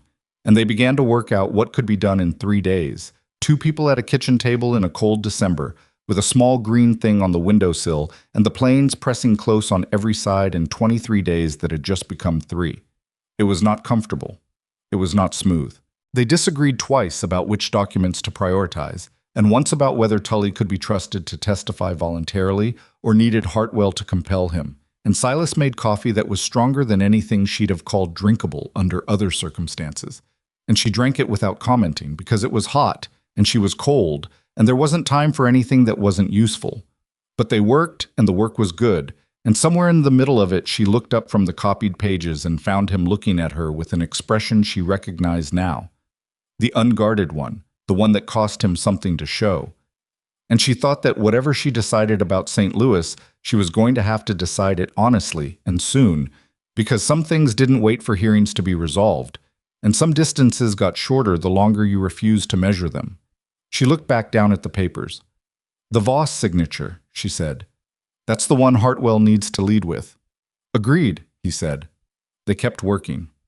Outside, the December light went from pale blue to pale gold to gray, and the planes held still in the cold the way they always did, indifferent to what happened on the small human scale of tables and documents and decisions not yet made. And the green thing on the windowsill stayed green, stubbornly, the way some things did when they'd been planted by the right hands in the right soil at the right time. They rode to Dodge City the next morning. It was not planned that way. The plan had been for Vivian to take the mail coach and Silas to follow separately, the way they'd done in December, keeping the appearance of 2 people with separate business at the county seat. But when she'd stood up from the rocking G kitchen table at 8:30 and said she needed to get Patient back to the livery before dark, Silas had looked at the oilcloth packet and then at her and said, "I'll ride with you to Red Hollow tonight and we'll take the coach together in the morning." She'd started to say it wasn't necessary. He'd looked at her with the particular patience of a man who was not going to argue about this. She'd said, "All right." They rode the 12 miles back to Red Hollow in the dark with a 3/4 moon giving enough light to keep the road. And they didn't talk much because the wind was making conversation impractical, and because there was something about riding in the dark on a cold December night with a person you'd just spent 3 hours working through documents with that didn't require talking to be companionable. She was aware of that. She thought he was aware of it too. At the livery, she handed Patient off, and Silas waited with both horses while she went to her room and changed her coat and checked the traveling case. The oilcloth was where it belonged. The secondary copies were in her coat lining. She came back down and they walked to the rooming house porch, and she said, "Coach leaves at 6. "I'll be here at 5:45, he said. He rode back to wherever he'd arranged to spend the night. She didn't ask, it wasn't her business, and she went inside and slept 4 hours, which was not enough, but was what was available. Hartwell met them at his office door at 9:30, looking like a man who had also not slept enough, which was reassuring in its own way because it meant he understood the urgency. He looked at the oilcloth packet on his desk, and then at Vivian. "The Voss signature," she said. "September freight transfer, parcel number 714. The authorization is in a land assessor's deputy's handwriting on a freight document. I have the original still in the station safe and 3 copies elsewhere." Hartwell picked up the copied page and looked at it for a long time. "Voss retired in October," he said. "Moved to Colorado." He set the page down. "That's either coincidence or Price tidying up." "Does it matter which?" Silas said. "For the writ hearing, no. For the January 14th challenge, yes. If Voss can be located and deposed, his testimony about what he authorized and why would be significant." Hartwell was already writing. "What's their argument for voiding the preservation writ?" "Tully told me Price's lawyer is claiming the writ was improperly obtained," Vivian said. "That Hartwell. That you didn't have standing to petition Judge Egan directly." "They're arguing procedural error," Hartwell said. He made a sound that was not quite a laugh. "It's the right move. If they can void the writ on procedure, the originals become unprotected and they can request access through Tully as station manager. Tully pulls them, they disappear, and we're left with copies whose chain of custody can be challenged." He looked at her. "You anticipated this." "I sent copies to Wichita," she said. "Aldous Pierce." Hartwell looked at Silas. "Aldous Pierce is an excellent choice." "He's a good man," Silas said. "He'll hold them." "The writ hearing is tomorrow morning at 10, Hartwell said. "I need you both there. Miss Hart, your testimony about how the records were discovered and preserved is essential. If we can establish that the preservation was initiated in good faith by an authorized station employee acting within her professional responsibilities, we undercut the procedural argument." He paused. "Can you testify to that clearly?" "I can testify to exactly what I did and when I did it," she said. "I found discrepancies in freight records during the course of normal account reconciliation. I secured them in the station safe because they appeared to require legal review. I sought legal counsel independently." She caught herself before saying Silas's name, which would complicate the chain of professional independence she was trying to establish. "I acted within my responsibilities as station clerk." Hartwell nodded slowly. And you never removed the originals from the safe?" "Never. The originals are still there, under the writ." "Good." He stood. "I'll need 2 hours to prepare the counterfiling. There's a hotel on 2nd Street. Granger, you know it. Get some breakfast and be back here at noon. We'll go through the testimony this afternoon and be ready for 10 o'clock tomorrow." They went. The hotel on 2nd Street had a dining room that smelled of coffee and wood smoke, and it was warm in the specific way of a place that has been heating itself against a Kansas winter long enough to have gotten good at it. Vivian ate eggs and bread and drank 2 cups of coffee, and Silas ate something and drank coffee, and for a while neither of them talked about the hearing or the writ or Harlan Price. "How's Eli?" she said. "Better. Back on the fence line yesterday." He turned his cup in his hands, the same gesture she'd watched at the station window for months, hands needing something to do while the rest of him was still. "He asked about you." "He's met me once." "I may have mentioned you, more than once." She looked at him across the table. There was something almost uncomfortable about seeing him in this setting rather than across a ticket counter. The width of the table between them instead of the width of a window frame. No platform, no train to orient toward. Just a dining room and the December light coming through glass, and 2 people who had been finding reasons to be careful with each other for 2 months.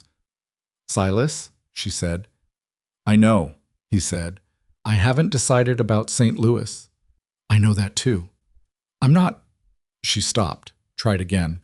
"I came here to be somewhere quiet, to not have complicated things for a while." "How's that working out?" he said, and the corner of his mouth moved in the way it did when something was almost a smile. "Poorly," she said. He looked at his coffee. "I'm not going to ask you to stay. I want to be clear about that. That's not something I'm going to do." "Why not?"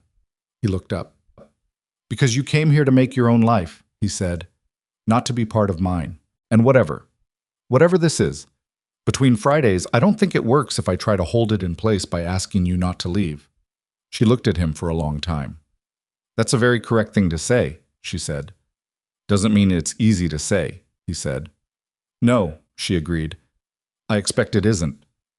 A silence that was not uncomfortable. Tell me what you want, she said. Not what you think is right. What you actually want. He was quiet for long enough that a man at a nearby table ordered his meal and received it before Silas answered. I want you to stay, he said, simply. No performance around it. I want to find out what this is when it's not in the middle of a land fraud case. I want to take you out to the Rocking G in spring and show you what the garden looks like when it's not frozen. He stopped. I want to find out if the thing that happens on Fridays means what I think it means when it's not, when there's no crisis to work through together. She sat with that. Those are honest things, she said. I told you I don't operate any other way. I know. She turned her own cup. I told you I haven't decided. I know. I'm telling you I heard what you said. He nodded once. They finished breakfast and went back to Hartwell's office. The writ hearing was at 10 the next morning in a courtroom on the second floor of the county building, wood-paneled and cold despite the stove in the corner working at full capacity. Judge Egan was a spare man of 60-something with a face that had heard a great many arguments and was not inclined to be impressed by any of them on principle. Price's lawyer was a man named Kellner from Wichita, which told you something about the resources Price was deploying. You didn't bring a Wichita lawyer to a county writ hearing unless you were serious about winning it. Kellner argued procedural standing for 40 minutes. He was precise and well-prepared, and he had 3 cases in precedent that gave Egan something real to consider. Hartwell argued professional good faith and public interest for 35 minutes, and introduced Vivian's testimony, and introduced the Voss signature, and introduced the fact that copies of the preserved records now existed in 3 separate legal offices in 2 cities, which meant that voiding the writ would not in fact eliminate the evidence, but would only affect the chain of custody for the station originals. Egan asked Vivian 4 questions. She answered them in the same direct, unadorned way she'd been answering questions her entire professional life. What she found, when she found it, what she did with it, why. No elaboration, no drama, just the facts in order. Egan recessed for 20 minutes. When he came back, he sustained the writ. He did it in 8 sentences, the last of which was, a station clerk acting within her professional scope, who identifies what appear to be fraudulent records and takes reasonable steps to preserve them, has not overstepped any procedural boundary this court recognizes. Motion denied. Motion. Kellner's face did something controlled and expensive. Silas, sitting beside Vivian on the hard courtroom bench, let out a breath that she felt rather than heard.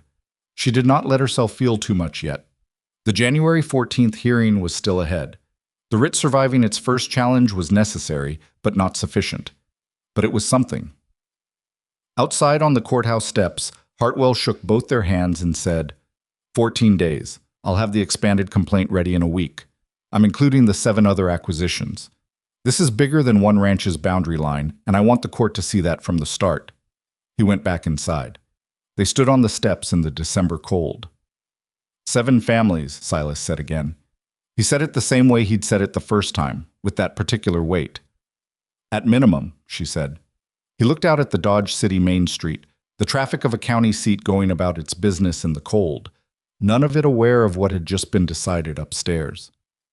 Some of those people sold because they thought they had to, he said, because the papers made it look like they had no choice. I know.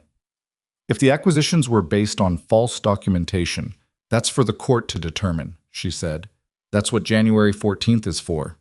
He looked at her. You're very steady. I'm very tired, she said. Those are not the same thing, but they look similar. He made the sound that was almost a laugh. They took the afternoon coach back to Red Hollow. The 2 weeks before the hearing were the longest and the most ordinary at the same time. The station ran. Freight moved. Tickets were sold. Vivian reconciled the December accounts, which were complicated by the weather delays and the rerouted shipments, but which ultimately balanced, as accounts did when the person doing them was careful. Tully came in, did his job, didn't mention Price or Kellner or the writ hearing. He seemed to be in the process of deciding something about himself that he hadn't finished deciding. She didn't push it. Cal Reeves did not come back. This was either because Price had pulled him off station surveillance after the writ was sustained, or because the approach had changed. She didn't know which, and the not knowing was its own kind of pressure.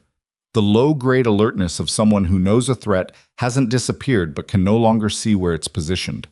She thought about St. Louis more than she wanted to. She thought about spring gardens and creek-fed grassland, and a man who showed up the same way every week for 3 years because showing up was the truest language he had. She thought about what it meant to make a decision for your own life versus a decision toward someone else's, and whether those two things were necessarily in opposition or whether that was a false distinction she'd been carrying since Kansas City when she'd learned that putting someone else first cost you a position and a reference letter and 6 months of her own certainty. She thought, that was a different situation. She thought, all situations feel different when you're inside them. Friday came with the particular quality of a Friday in the last week before a significant event. Everything normal on the surface, everything charged underneath. Silas arrived at 2:15. Blue shirt, same bench sightline, coffee already on the counter. He came to the window and picked up the cup and said, 4 days. 4 days, she agreed. Hartwell's ready? He wired yesterday. The expanded complaint covers all 7 acquisitions, the Voss authorization, the freight routing system, and the false survey. He thinks the judge will consider the full scope. She paused. He also said Price's lawyer has been trying to locate the Wichita copies. Silas set the cup down. Pierce?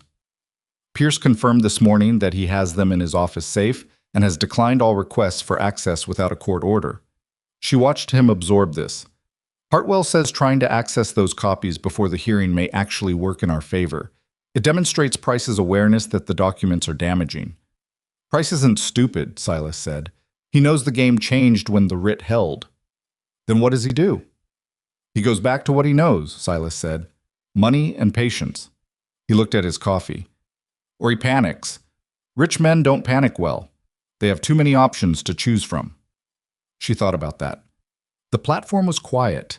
It was a slow Friday, the cold keeping casual travelers home. The cottonwood was down to its winter bones, and the track ran straight east and west into a sky the color of pewter.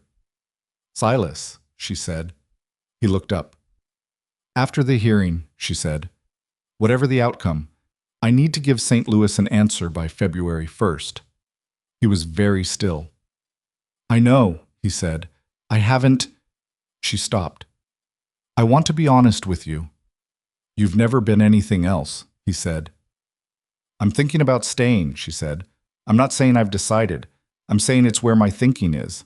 He looked at her. He had the face of a man who is receiving news he'd hoped for and is not allowing himself to believe it completely because hoping for something and having it are different things, and he'd learned that particular lesson in a way that left marks. Why? He said. Not pushing, asking, the way he asked things when he actually wanted the answer. Because I came here to be somewhere quiet, she said. And it turns out quiet isn't what I was missing. I was missing purpose, work that matters, people who... She stopped. Tried again. I was missing being somewhere that felt like it required me. He was quiet for a moment. Red Hollow requires you, he said. Red Hollow's freight system certainly does, she said. Something moved in his face. That's not all I meant. I know, she said. I know what you meant. The eastbound came around the Cottonwood Bend with its particular noise, the advance rumble, then the whistle, then the full weight of it settling onto the platform reality. He turned.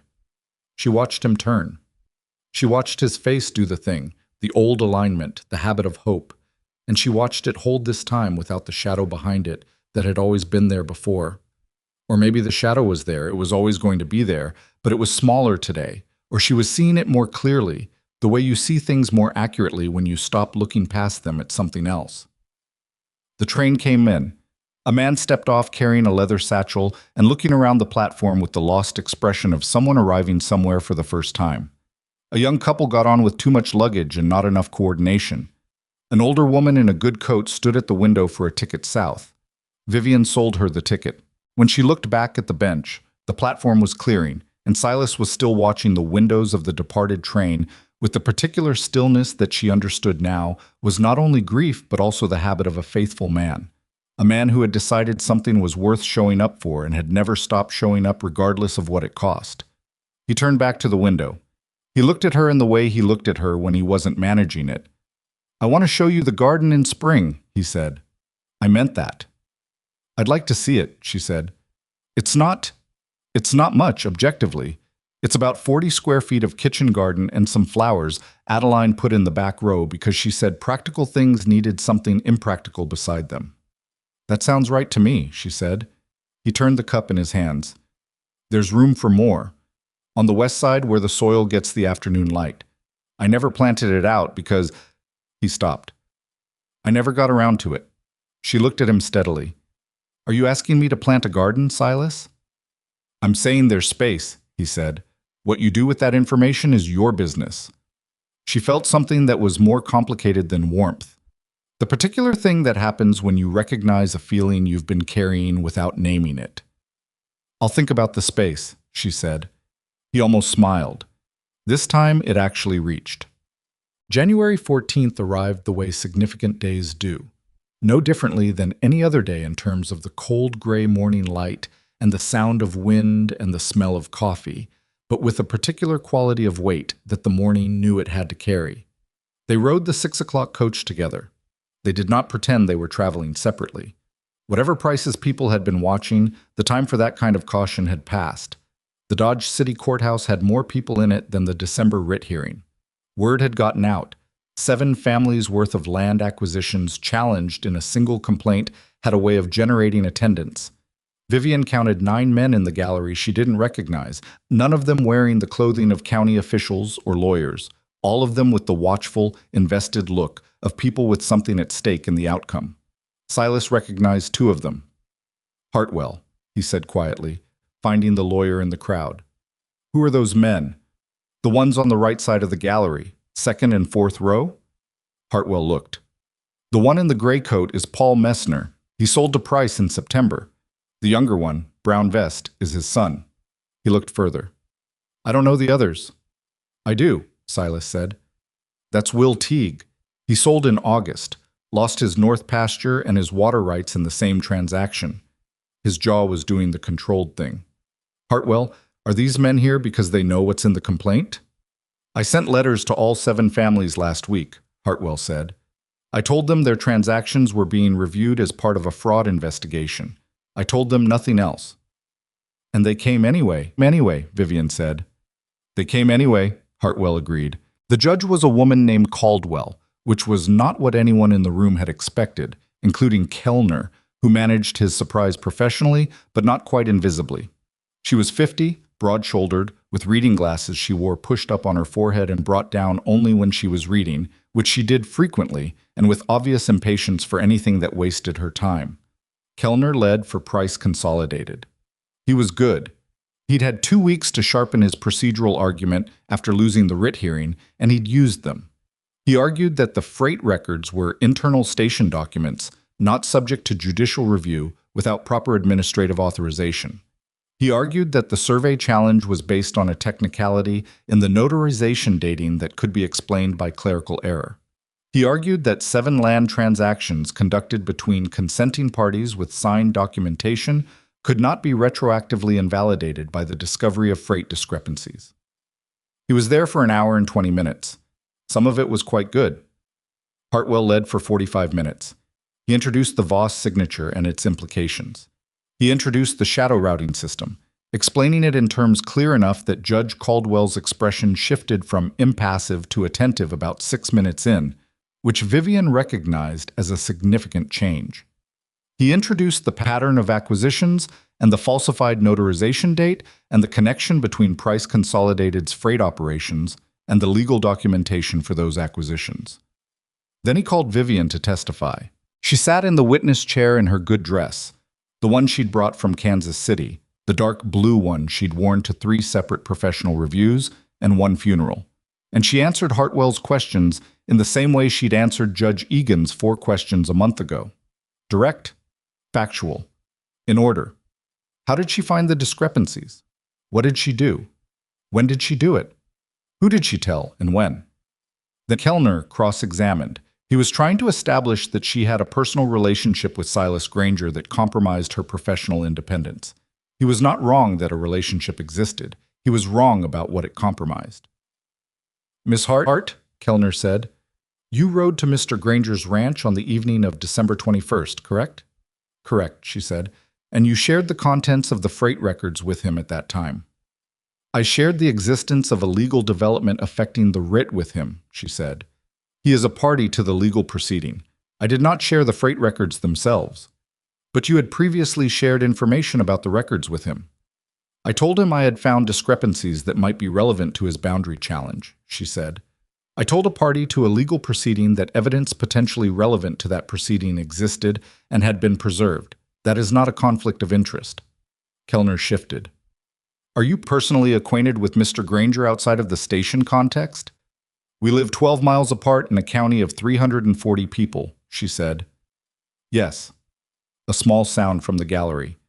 Would you characterize your relationship as, I would characterize my relationship with Mr. Granger, she said, as that of two adults in a small community who have spoken on multiple occasions. I would characterize my actions regarding these freight records as those of a professional doing her job accurately. Those two things are not in conflict. Kellner tried two more angles. She answered them the same way. He sat down. Hartwell called Tully. This was the part Vivian had not been certain of. Tully had agreed to testify voluntarily. She knew this. Hartwell had confirmed it. But agreeing in the safety of a December conversation and sitting in a witness chair in a room where Harlan Price's lawyer was 6 feet away were different things, and Tully was, as she'd assessed many months ago, a man whose backbone was variable under pressure. He sat down. He looked at Kellner. He looked at the gallery. He looked at the floor. Then he testified. He testified clearly and without significant deviation about the freight transfers, about the routing system, about the conversations he'd had with Price's people, about what he'd been told and what he'd not asked questions about. He was not a heroic witness. He hedged twice and backtracked once on a date. But he was a truthful witness, and truthful witnesses, even imperfect ones, have a quality in a courtroom that Vivian had seen before. They sound like people telling the truth. It is a distinct sound. Kellner's cross-examination of Tully was aggressive. Tully held on. Not brilliantly, but adequately, which was all that was needed.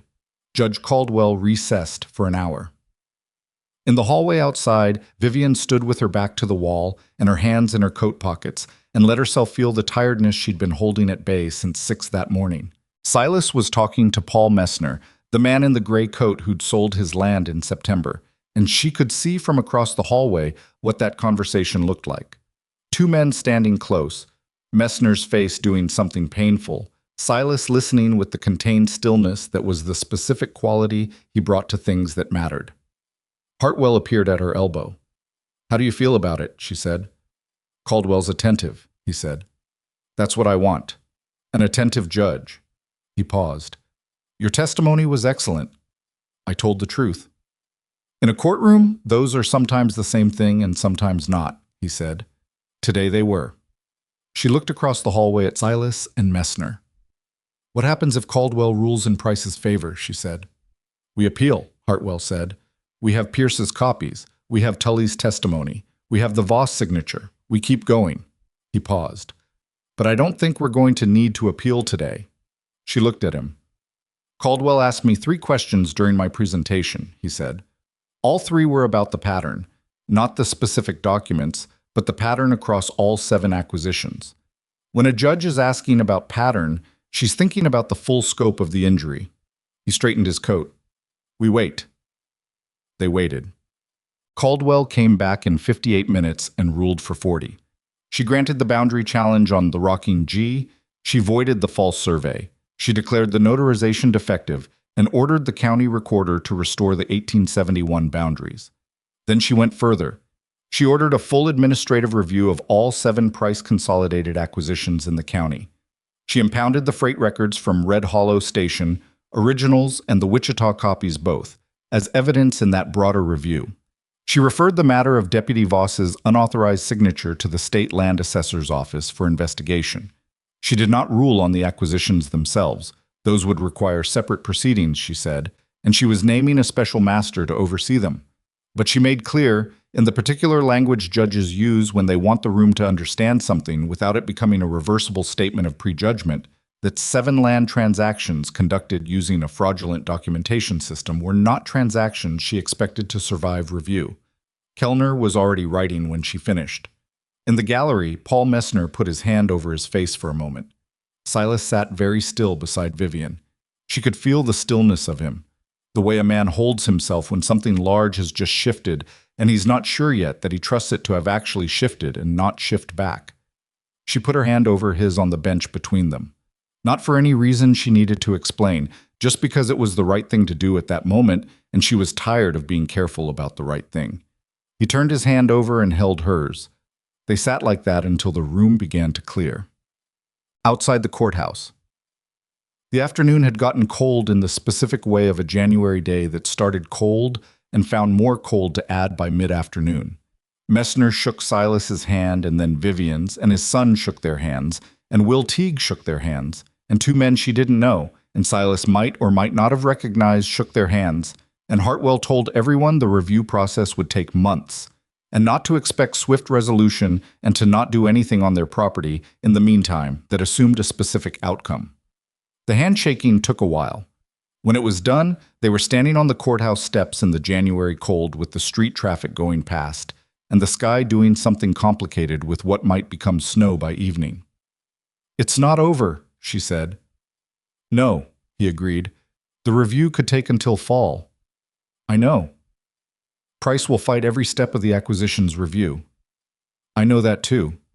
He looked at her. "But the Rocking G is mine. That's settled today. My line is where it's always been." He paused. "And the system that was propping Price up is in front of a special master now. He can fight the review, but he can't fight it with false documents anymore because the documents are impounded." Another pause. "He can't keep doing what he was doing. That's what today means." She nodded. He looked at her for a moment in the January light. "When do you need to give St. Louis an answer?" "February 1st. That's 16 days. "Yes." He put his hat on against the cold. He looked at the street. "I'd like to take you somewhere that isn't a courthouse, or a station, or a coach," he said. "Before February 1st. "Where?" "The Rocking G, not on business, not to look at documents." He paused.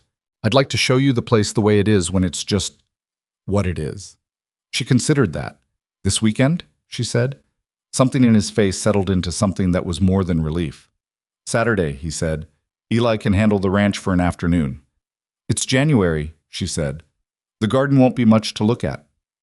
"I know," he said. "Come anyway." She looked at him. The blue-shirted rancher who rode 12 miles every Friday for 3 years and would probably have ridden 12 miles for 30 more if the right question hadn't been asked on a rainy November afternoon. The man who had fought for his land not because he was certain he'd win, but because walking away from it was a thing he couldn't do without losing something he couldn't name. She understood that. The thing that couldn't be named. She understood it more specifically than she would have expected to when she stepped off a train in October with the wind stealing her hat, and the sign over the door reading 340, as if that number were something to be proud of. It was, she thought, when the right 340 people were in it. "Saturday," she said. She went to the Rocking G on Saturday.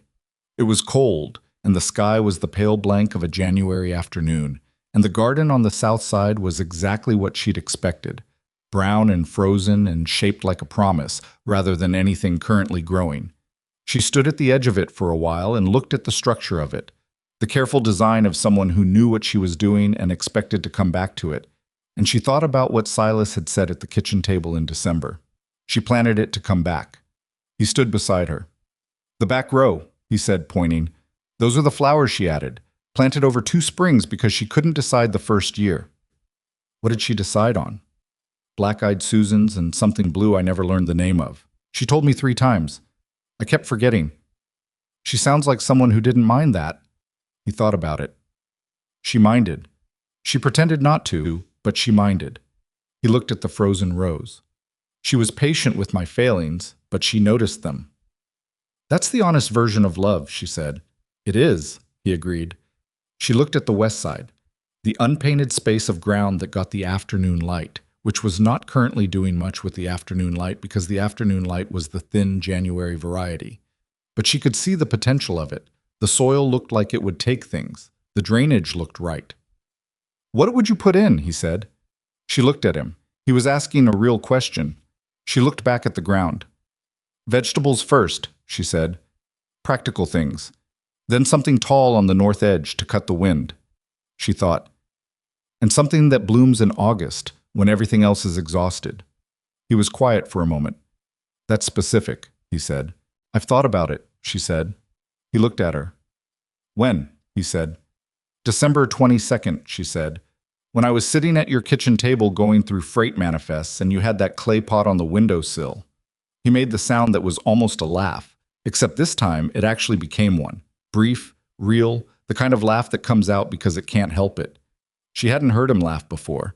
It was a better sound than she'd expected, and she wanted to hear it again, which was information. They walked back to the house, and he made coffee that was only slightly less brutal than the December variety, which she was beginning to think was simply how he made coffee and perhaps was not going to improve, and she drank it sitting at the kitchen table looking at the green thing on the windowsill that was still improbably alive in January. She thought about February 1st. She thought about St. Louis, the clean slate of it, the salary, the position, the absence of complicated freight manifests, and land fraud, and men who rode 12 miles every Friday in the blue shirt. She thought, I have been running from complicated things for a year, and the running has not made them simpler. It has only made me tired. She thought, the things worth staying for are usually the things that are hardest to name. She looked at the green thing on the windowsill. She looked at Silas across the table, holding his coffee the way he always held it, both hands against the cold, and looking at her with the expression he had when he wasn't managing it, the open one, the one that cost him something. She thought, I know what I'm going to do. She didn't say it that afternoon. Some decisions needed to be made before they were announced, and she had not quite finished making this one. There were still the threads of it to pull through, the practical considerations, the letter to write, the conversation to have with Tully about the position becoming permanent. But she sat at his table and drank his terrible coffee and looked at the green thing on the windowsill, and something settled in her chest that had been unsettled since February, since losing her mother, since the Kansas City transfer and the lonely train to Red Hollow with the wind stealing her hat. Something that felt, after a very long time, like arriving somewhere. Not because someone had asked her to, because she had looked at the ground on the west side of the garden and seen what it could hold, and she wanted to be the one to plant it. Some choices were that simple. Some choices only looked complicated from the outside.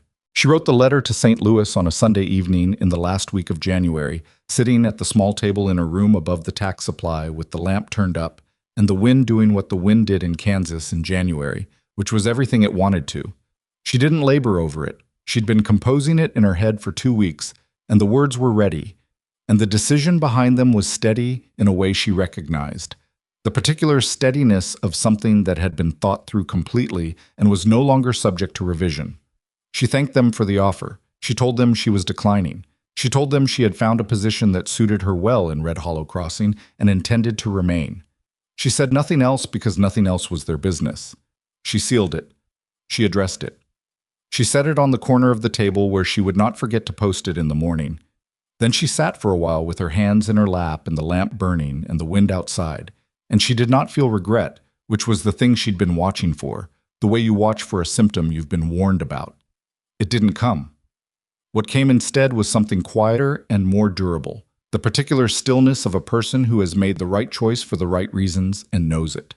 She was 31 years old. She had buried both her parents in the same year and left a city she knew for a town she didn't, and found, in the process of trying to be somewhere uncomplicated, one of the more complicated situations of her professional life. She had spent 4 months reconstructing fraudulent freight records by lamplight and testifying in county courthouses and riding 12 miles on a horse named Patient in December cold. She had also, somewhere in the middle of all of that, stopped running from the things she'd been running from. She did not think of this as a happy ending. She thought of it as an honest beginning, which was both harder to come by and more worth having. She blew out the lamp and went to sleep. Monday she posted the letter. Tuesday she spoke to Hiram Tully. He was in his office when she knocked, actually working, which he'd been doing more consistently since the hearing. The written Caldwell's ruling had done something to Tully that she hadn't quite anticipated. They'd relieved him of the particular weight of a man who has been complicit in something and is waiting to be found out. The finding out had happened. The consequences were, so far, less severe than he'd feared. Hartwell had indicated Tully's voluntary testimony would be considered in any disciplinary review, and the result was a man who was, cautiously, trying to be better at his job than he'd been when being better at his job had felt too dangerous to attempt. "I'd like to make my position permanent," she said, "if it's available." He looked at her. "I assumed you'd be leaving," he said, "after the St. Louis thing." "I declined the position." He absorbed that. He looked at his desk. He looked at the window. He looked at her. "You're sure?" he said. "I'm sure," she said. He nodded once, slowly. "The freight system needs rebuilding from the ground up," he said. "After the impoundment and the review, when the records come back, we'll need a full reorganization." "I know," she said. "I've started the outline." He made a sound. "Of course you have." He leaned back in his chair. "The position is yours if you want it. Always was. I just didn't think you'd stay." "I'm staying," she said. She went back to the accounts desk. She was there 15 minutes when she heard Tully come out of his office, pour himself coffee, and go back in. He didn't say anything else. Neither did she. She thought, this is what it looks like when things get better. Not all at once. Not perfectly. Just incrementally, imperfectly. One reasonable person at a time, making slightly better decisions than they made before. It was not glamorous. It was how most things actually improved. The Price Consolidated Review proceeded through February at the pace of official processes, which is to say slowly and with a great deal of paper. The special master appointed by Caldwell was a methodical man named Forsyth, who had the institutional patience of someone who had spent 30 years in land law and was not going to be rushed by anyone. He reviewed each of the 7 acquisitions separately. He requested additional documentation from county offices in 3 different jurisdictions. He deposed 4 people, including Deputy Voss, who had been located in Colorado and who, once faced with the documentation Hartwell had assembled, made the particular decision of a man who realizes that loyalty to someone like Price is only worth anything as long as Price can protect you, and Price was currently unable to protect anyone, including himself. Voss's deposition took 2 days. Hartwell sent Vivian a wire afterward that said simply, he confirmed everything. Harlan Price did not attend any of the review proceedings personally. He had lawyers for that, expensive ones, and they fought every document request and every procedural step with the thoroughness of people being paid by the hour to be thorough. But the thing about a pattern of fraud documented across multiple freight records, multiple county filings, and multiple land transactions, with a corroborating witness who had first-hand knowledge of the authorization process, is that fighting it piece by piece does not make it disappear. It makes the pieces more visible. Every challenge Price's lawyers mounted drew more attention to the specific documents they were challenging, and each document led to another. And the pattern Vivian had begun to see in August ledger pages by lamplight in October became, by March, a finding that the special master described in formal language as systemic fraudulent misrepresentation in the acquisition of real property. The language was dry. What it meant was not. It meant 7 families had sold land they did not have to sell under false legal pressure manufactured by a man with enough money to manufacture it. It meant 4 of those 7 families had a legal path to reclaiming what they'd lost, the transfers being sufficiently documented as coerced to support reversal. The other 3 were more complicated. They had reinvested the proceeds, moved on, built different lives, and the law was not going to make those lives unbuilt. But they received settlements, negotiated through Forsyth's office over the spring, that acknowledged what had been taken. Harlan Price paid those settlements. He paid them through lawyers and paper and the particular silence of a man who has been publicly exposed and has chosen financial resolution over prolonged legal spectacle. He did not apologize. Men like Price did not apologize. They settled and they relocated and they found other counties in other states and they started over with the same patience and the same methods and the hope that no one in the new place would look too carefully at the freight records. Vivian knew this. It was one of the things she thought about sometimes, late, when the work was done and the lamp was burning low. That the specific evil of patient, money-backed fraud is not that it cannot be stopped, but that stopping it in one place does not stop it everywhere. Price was not in prison. He was in Colorado or Nebraska or wherever men like Price went when a county became inconvenient. She thought about this without resolution, which was where it deserved to sit. Some things didn't resolve cleanly. Some victories were local and partial and had to be enough because they were what you had. What she had was this. The Rocking G's boundaries were restored. Paul Messner had his North Pasture back. Will Teague was in negotiation for his water rights. The freight records were reorganized and clean, and she understood every line of them. The station ran better than it had in years, possibly better than it had ever run, because she was good at her job and she had stopped performing something else while she did it.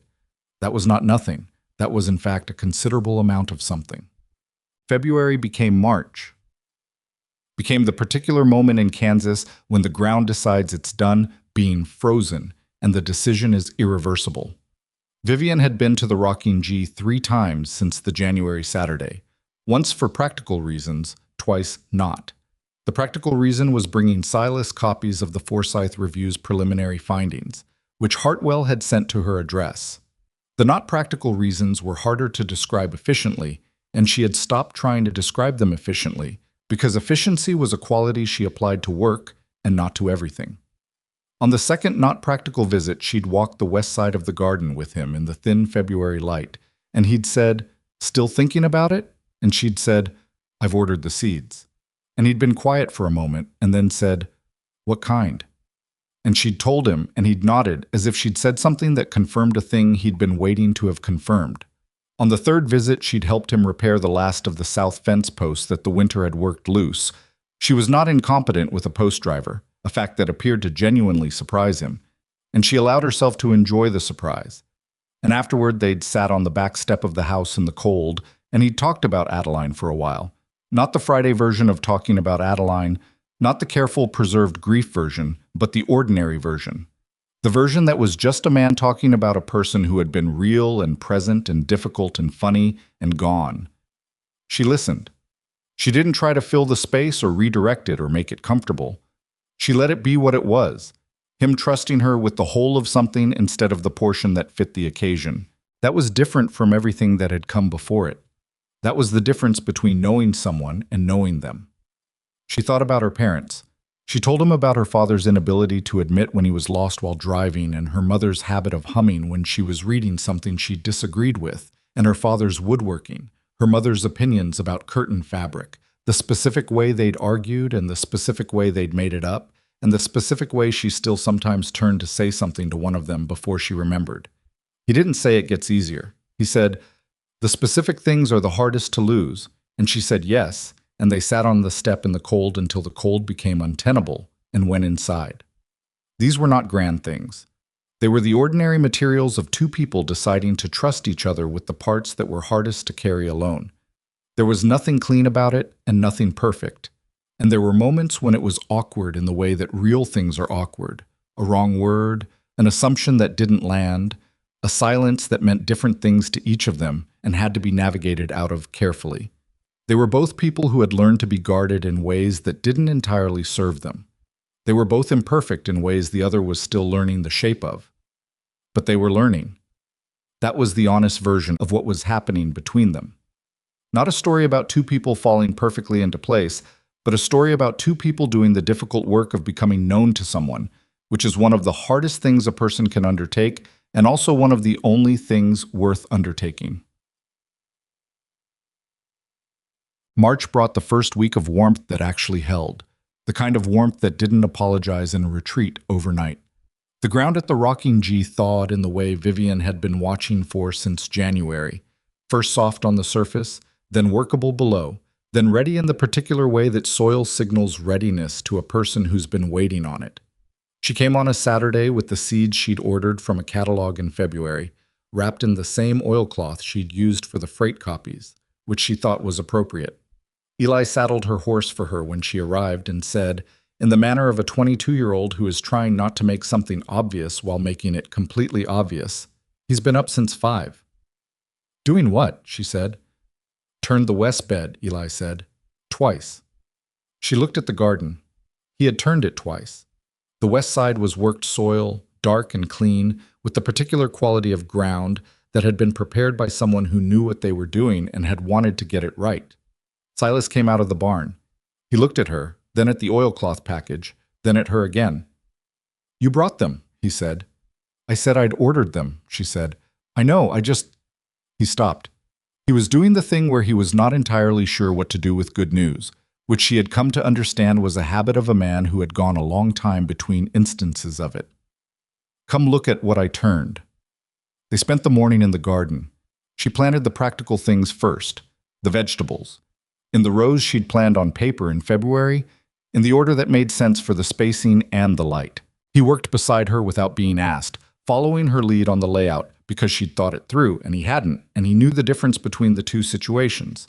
He asked questions when he didn't understand something.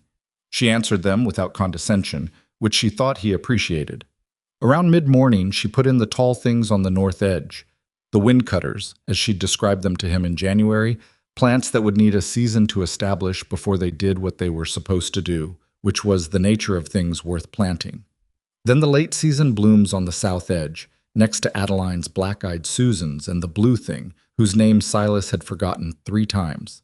She planted them close but not crowding, adjacent. Each one with its own space and its own roots, but close enough that by August, when everything else was at its most exhausted and the Kansas summer had done its worst, they would be in full bloom together. She thought Adeline would have understood that. She thought she might even have approved. Silas was looking at the finished bed. "The blue ones," he said. "The ones she planted. I finally looked them up." He paused. "They're called bachelor's buttons." Vivian looked at them. The small dry remains of last year's, dormant but present, the way things were present when they'd been planted by someone who wanted them to come back. "Bachelor's buttons," she said. "I know," he said. She looked at him. I was looking at the garden with the expression she'd seen on the courthouse steps in January and on the back step in February and at the kitchen table in December. The open one, the one that cost him something, the one that was not yet anything he'd named out loud, but was as legible as print to anyone who was paying attention. She was paying attention. "Silas," she said. He looked at her. "Ask me," she said. He was quiet for a moment, not stalling, thinking, the way he thought, all the way through. "I'm not good at this," he said. "I wasn't particularly good at it even before. I wasn't a man who said things easily. Adeline used to say I had to be asked directly for anything that mattered, or I'd carry it until it became a problem." "She wasn't wrong," Vivian said. "No," he agreed. "She wasn't." He turned toward her fully. He had dirt on his hands and his hat was pushed back from the morning's work, and he looked like a man on his own ground in his own life, which was exactly what he was. "I'm asking you," he said, "whatever this is, whether we keep building it, whether we find out where it goes. I'm asking you formally, plainly, with full knowledge that I'm not easy to live with, and the ranch needs work, and last winter nearly broke the operation. I'm asking you." She looked at him for a moment. "You could have led with the part about not being easy to live with," she said. "I thought the full disclosure was appropriate." "It was," she said. "Yes." "Yes to which part?" "Yes to building it," she said. "Yes to finding out where it goes." A pause. "And I'm not particularly easy either, for the record. I reorganize things without being asked, and I work late, and I have opinions about freight manifests." "I know," he said. "I've been watching you for 5 months." 6, she said. "You forgot October." He almost smiled. He actually smiled. The full version, the one that reached. He crossed the turned earth between them in 2 steps, and she had a moment to think that this was not how she'd imagined it. Standing in a March garden with dirt on her knees and her hair coming loose from its pins, and everything imperfect and real, before he was close, and the thinking part became unnecessary. He held her face in both hands like something he was careful with. She put her hands against his chest and felt his heart beating at a rate that suggested he was not as composed as he appeared, which she found privately reassuring because her own was not particularly steady. "I'm not asking you to be her," he said, quiet, serious. "I want to be clear about that." "I know," she said. "I'm not trying to be." "You're—" He stopped. "You're entirely yourself, and that's the thing that—" He stopped again, and she thought, this is what he meant about not being good at saying things. Not that he didn't have them, that they were large enough to resist the size of words. "I know," she said again, softer this time. He kissed her once, briefly, the way of a man who is not going to rush the first important thing. Then he leaned his forehead against hers, and they stood in the March garden in the morning light with the turned earth around them and the plains running flat and enormous in every direction. And it was not a perfect moment. It was a real one, which was considerably harder to come by and worth so much more. The last Friday of March, Silas rode to Red Hollow Crossing at the usual time. He'd been riding to Red Hollow Crossing every Friday for 3 years and 4 months, and the habit of it was so deep in his body that he suspected he'd be doing it when he was 80, if he was lucky enough to reach 80. Some habits outlasted their original purpose and became their own purpose, which was fine. That was how humans worked. They found reasons, and then the reasons changed, and the showing up remained. He bought the platform ticket at the window. Vivian stamped it and slid it across the way she always did. Their fingers touched on the exchange the way they sometimes did now, unhurried, without performance. "Busy week?" he said. "Forsyth's final report came through," she said. "It's done. All 7 acquisitions reviewed, 4 reversals confirmed, 3 settlements finalized." She paused. "Price's lawyers filed a response yesterday. Hartwell says it's procedural noise. The report stands." He absorbed that.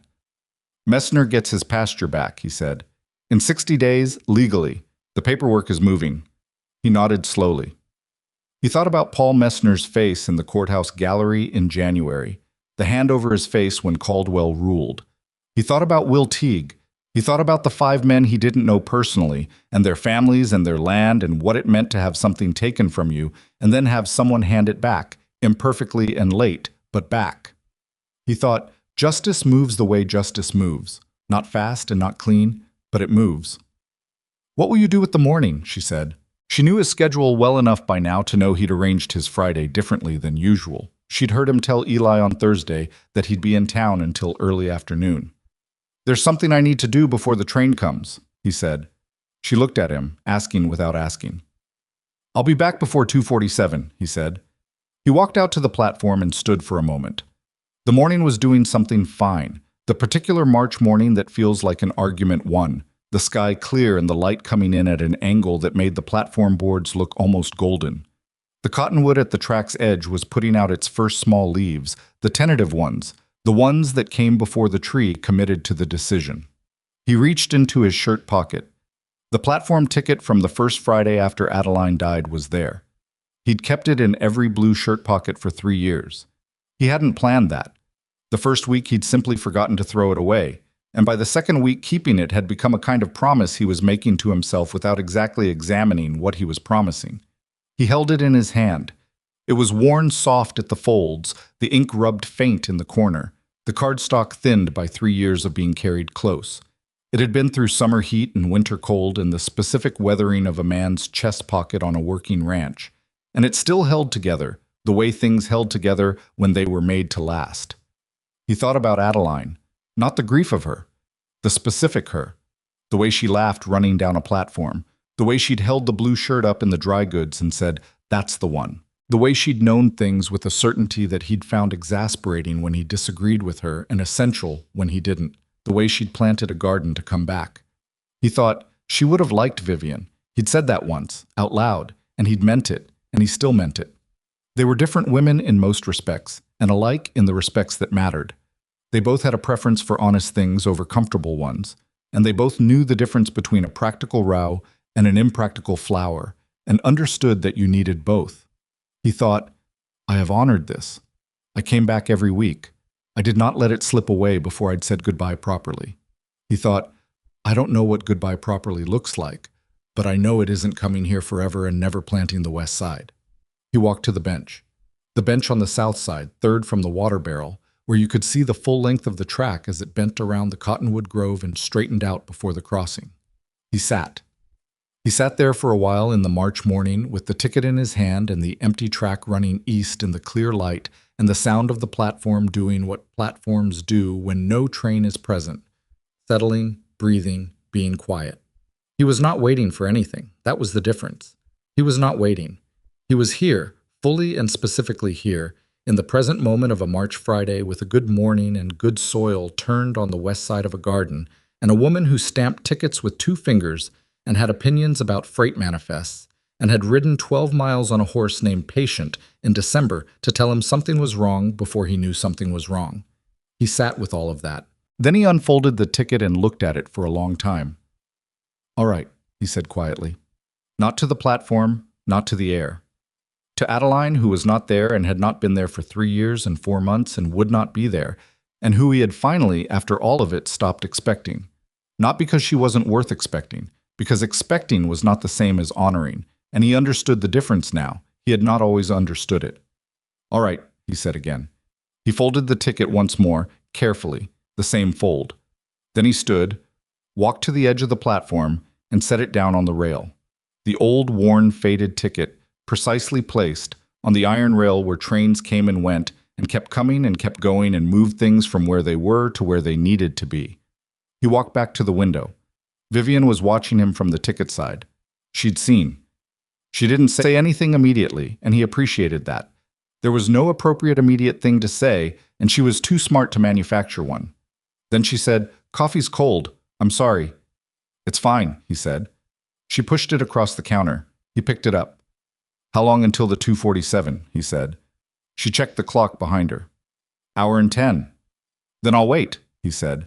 She looked at him. "Inside or out?" she said. He considered the question. He looked at the platform, the bench, the track, the cottonwood putting out its small tentative leaves. He looked at Vivian on the other side of the window, in the station building she'd reorganized, and the job she'd chosen to keep, and the town that had not been what she'd expected and had turned out to matter to her anyway. "Inside," he said. She opened the half door that separated the ticket area from the main station, and he came through it, and they stood on the same side of the counter for the first time in 6 months of Fridays, which was something she had not let herself notice she wanted until she had it. He was taller than she'd registered, standing this close. "You can see the track from the window," she said. Practical. "I know," he said. "If you want to watch for the train, I'll watch from here," he said.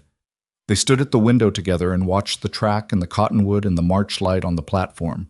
And when the eastbound came around the bend at 2:47, they watched it come in side by side, and they watched the passengers move through, and neither of them said anything particular. And it was not a sad thing, and not an entirely happy thing either, but something more durable than either. It was an honest thing, which was the only kind worth having. The train departed east, the platform settled. "Same time next week?" she said. "Same time," he said. They were married in October on a Saturday because Saturday was a day neither of them worked, and because October in Kansas had a quality of light that did what light did best when it was paying attention. The ceremony was at the Rocking G, in the yard, not in any formal hall, because Silas had no interest in formal halls, and Vivian had enough experience with formal things to know that the informal version of something true was almost always better than the formal version of something performed. Eli stood up with Silas. A woman named Clara, who had become Vivian's closest friend in Red Hollow Crossing across the summer, stood with her. Hiram Tully came and stood in the back and looked at the proceedings with the particular expression of a man who is trying not to be moved and is failing. Hartwell rode up from Dodge City. Aldous Pierce sent a letter from Wichita with a bottle of very good whiskey. Paul Messner was there with his son, both of them in their good coats, standing near the garden fence. Will Teague came with his wife. Most of Red Hollow came, because that was what small communities did when something worth showing up for happened.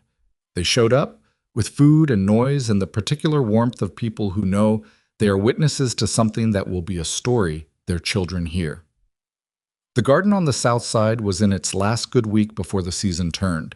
The black-eyed Susans going to seed, Adeline's blue ones done for the year, and on the west side the late-season blooms that Vivian had put in last March, standing up in the October light precisely as she'd planned, because she had planned them carefully, and the planning had been accurate. They stood in front of those flowers, which was Vivian's decision, and which Silas had agreed to without having to think about it, because there was room for what had been and what was. And only people who hadn't thought about it carefully enough believed otherwise. The words were brief and direct. They said what they meant. They did not perform at each other. Vivian thought about standing in a station in October and chasing a hat 3 yards down the platform in the wind and looking up at a sign that said 340, as if that number were something to be proud of. She thought, it is. When the right 340 people are in it. Silas thought about a blue shirt and a folded ticket and a bench on the south side of a platform where you could see the full length of the track. He thought about the particular cost of showing up for something for a long time without knowing whether showing up was enough. He thought about a rainy November afternoon and a cup of black coffee set beside him without being asked, and a question that was not asked with any agenda other than the honest desire to know. Who are you waiting for? He thought, I was waiting. And then I stopped waiting, and that was the harder thing, and also the only true thing, and the woman standing beside me in the October light is the reason I know the difference. He did not say this out loud. He said what he said and meant what he meant, and that was sufficient. They went to the station most Fridays after that. Not always. There were weeks when the ranch kept them, weeks when weather made the ride impractical, weeks when life intervened in the specific and mundane ways that life does. But most Fridays, in the blue shirt that was starting to show its years now, he'd bought a second one and kept it for when the first needed work, which she'd done once without telling him, and he'd noticed the careful stitching and not said anything for 2 days, and then said everything. They rode in together. She still worked the window. That was her work, and she was good at it, and she didn't intend to stop. He bought a platform ticket. She stamped it and slid it across. Sometimes their fingers touched. Sometimes they didn't. Both were fine. He sat on the bench on the south side when the train came in. She watched from the window. He didn't watch the windows the way he used to. He watched the train the way a person watches a thing that was once the center of a story and is now just part of the landscape, present, acknowledged, no longer carrying the full weight of everything.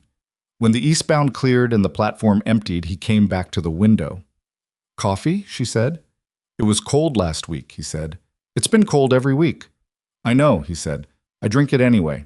She pushed the cup across and he took it, and they stood together at the window in whatever weather Friday brought, and they talked about the week's work and the garden and Eli's various complications and whatever Hartwell had sent from Dodge City about the ongoing review proceedings.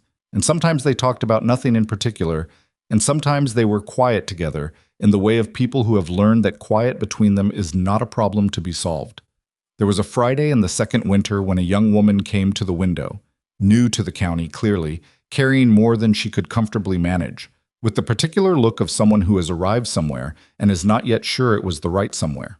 She bought a ticket. She looked at the man sitting on the south bench with his coffee and his stillness and his attention fixed on the distant track. She leaned toward the window. Who's he waiting for? She asked. Vivian looked at Silas. He was watching the bend in the track where the cottonwood grove thinned and the line straightened before the crossing. Not the waiting posture, not exactly, but the look of a man who has learned to be present to a thing rather than expecting it. She looked back at the young woman. He's not waiting anymore, she said. He's just watching. The young woman accepted this and moved on. Vivian watched her go and thought about the distance between waiting and watching, which was not a small distance, and which had taken a man she loved 3 years to cross, and which was one of those things that could not be rushed or faked and could only be arrived at honestly, from the other side of all the showing up that had to happen first. She thought about what she understood now that she hadn't understood when she asked the question on a rainy Friday in November, that waiting and showing up look identical from the outside, and that the difference between them is entirely interior, and that some people never find it, and that the ones who do usually find it. Not by stopping, but by discovering that what they thought they were waiting for had already arrived, and they just hadn't yet learned to call it by its right name. She thought about Adeline, whom she had never met, who had planted a garden to come back and had not come back and whose garden came back anyway, which was not the same thing but was something. She thought about February 1st, the letter she'd written and posted and not regretted. She thought about a bay horse named Patient, and 12 miles of frozen road in December, and an oilcloth packet, and a man who turned the west bed twice before she arrived. She thought about all the ordinary things that were the actual material of a life. The cold coffee and the mended fence posts and the Forsyth report and the October light on the garden and Eli's various complications. And she thought that this was what people didn't tell you about the life you chose, that it was mostly made of ordinary things, and that the choosing was not one large moment but 1,000 small ones, most of them undramatic, many of them inconvenient, all of them yours if you had the sense to recognize what you were being offered. That was the truth of it. Not a smooth thing. Not a perfect thing, but a real thing, built by two imperfect people choosing each other in small ways daily, which was the only way anything real ever got built. She stamped the next ticket. She slid it across. She watched the Friday platform do what Friday platforms did, and she thought, I came here to be somewhere quiet. She looked at Silas on the bench, at the town beyond the platform, at the planes running enormous and flat and unflinching in every direction. She thought, I found something better than quiet. I found somewhere that asks something of me and is worth the asking. That was enough. In her experience, that was more than most people got, and more than she had expected when the wind stole her hat, and she looked up at a number on a sign and decided it would have to do. It had not merely done. It had, in the way of the best unexpected things, become the whole of what she wanted. And every Friday, without fail, the eastbound came in and moved on, and the platform settled, and two people stood at a window on the same side of the counter and watched the track and drank cold coffee and were ordinary together, which was the quietest and most radical thing that two people who had each been very alone could choose to be.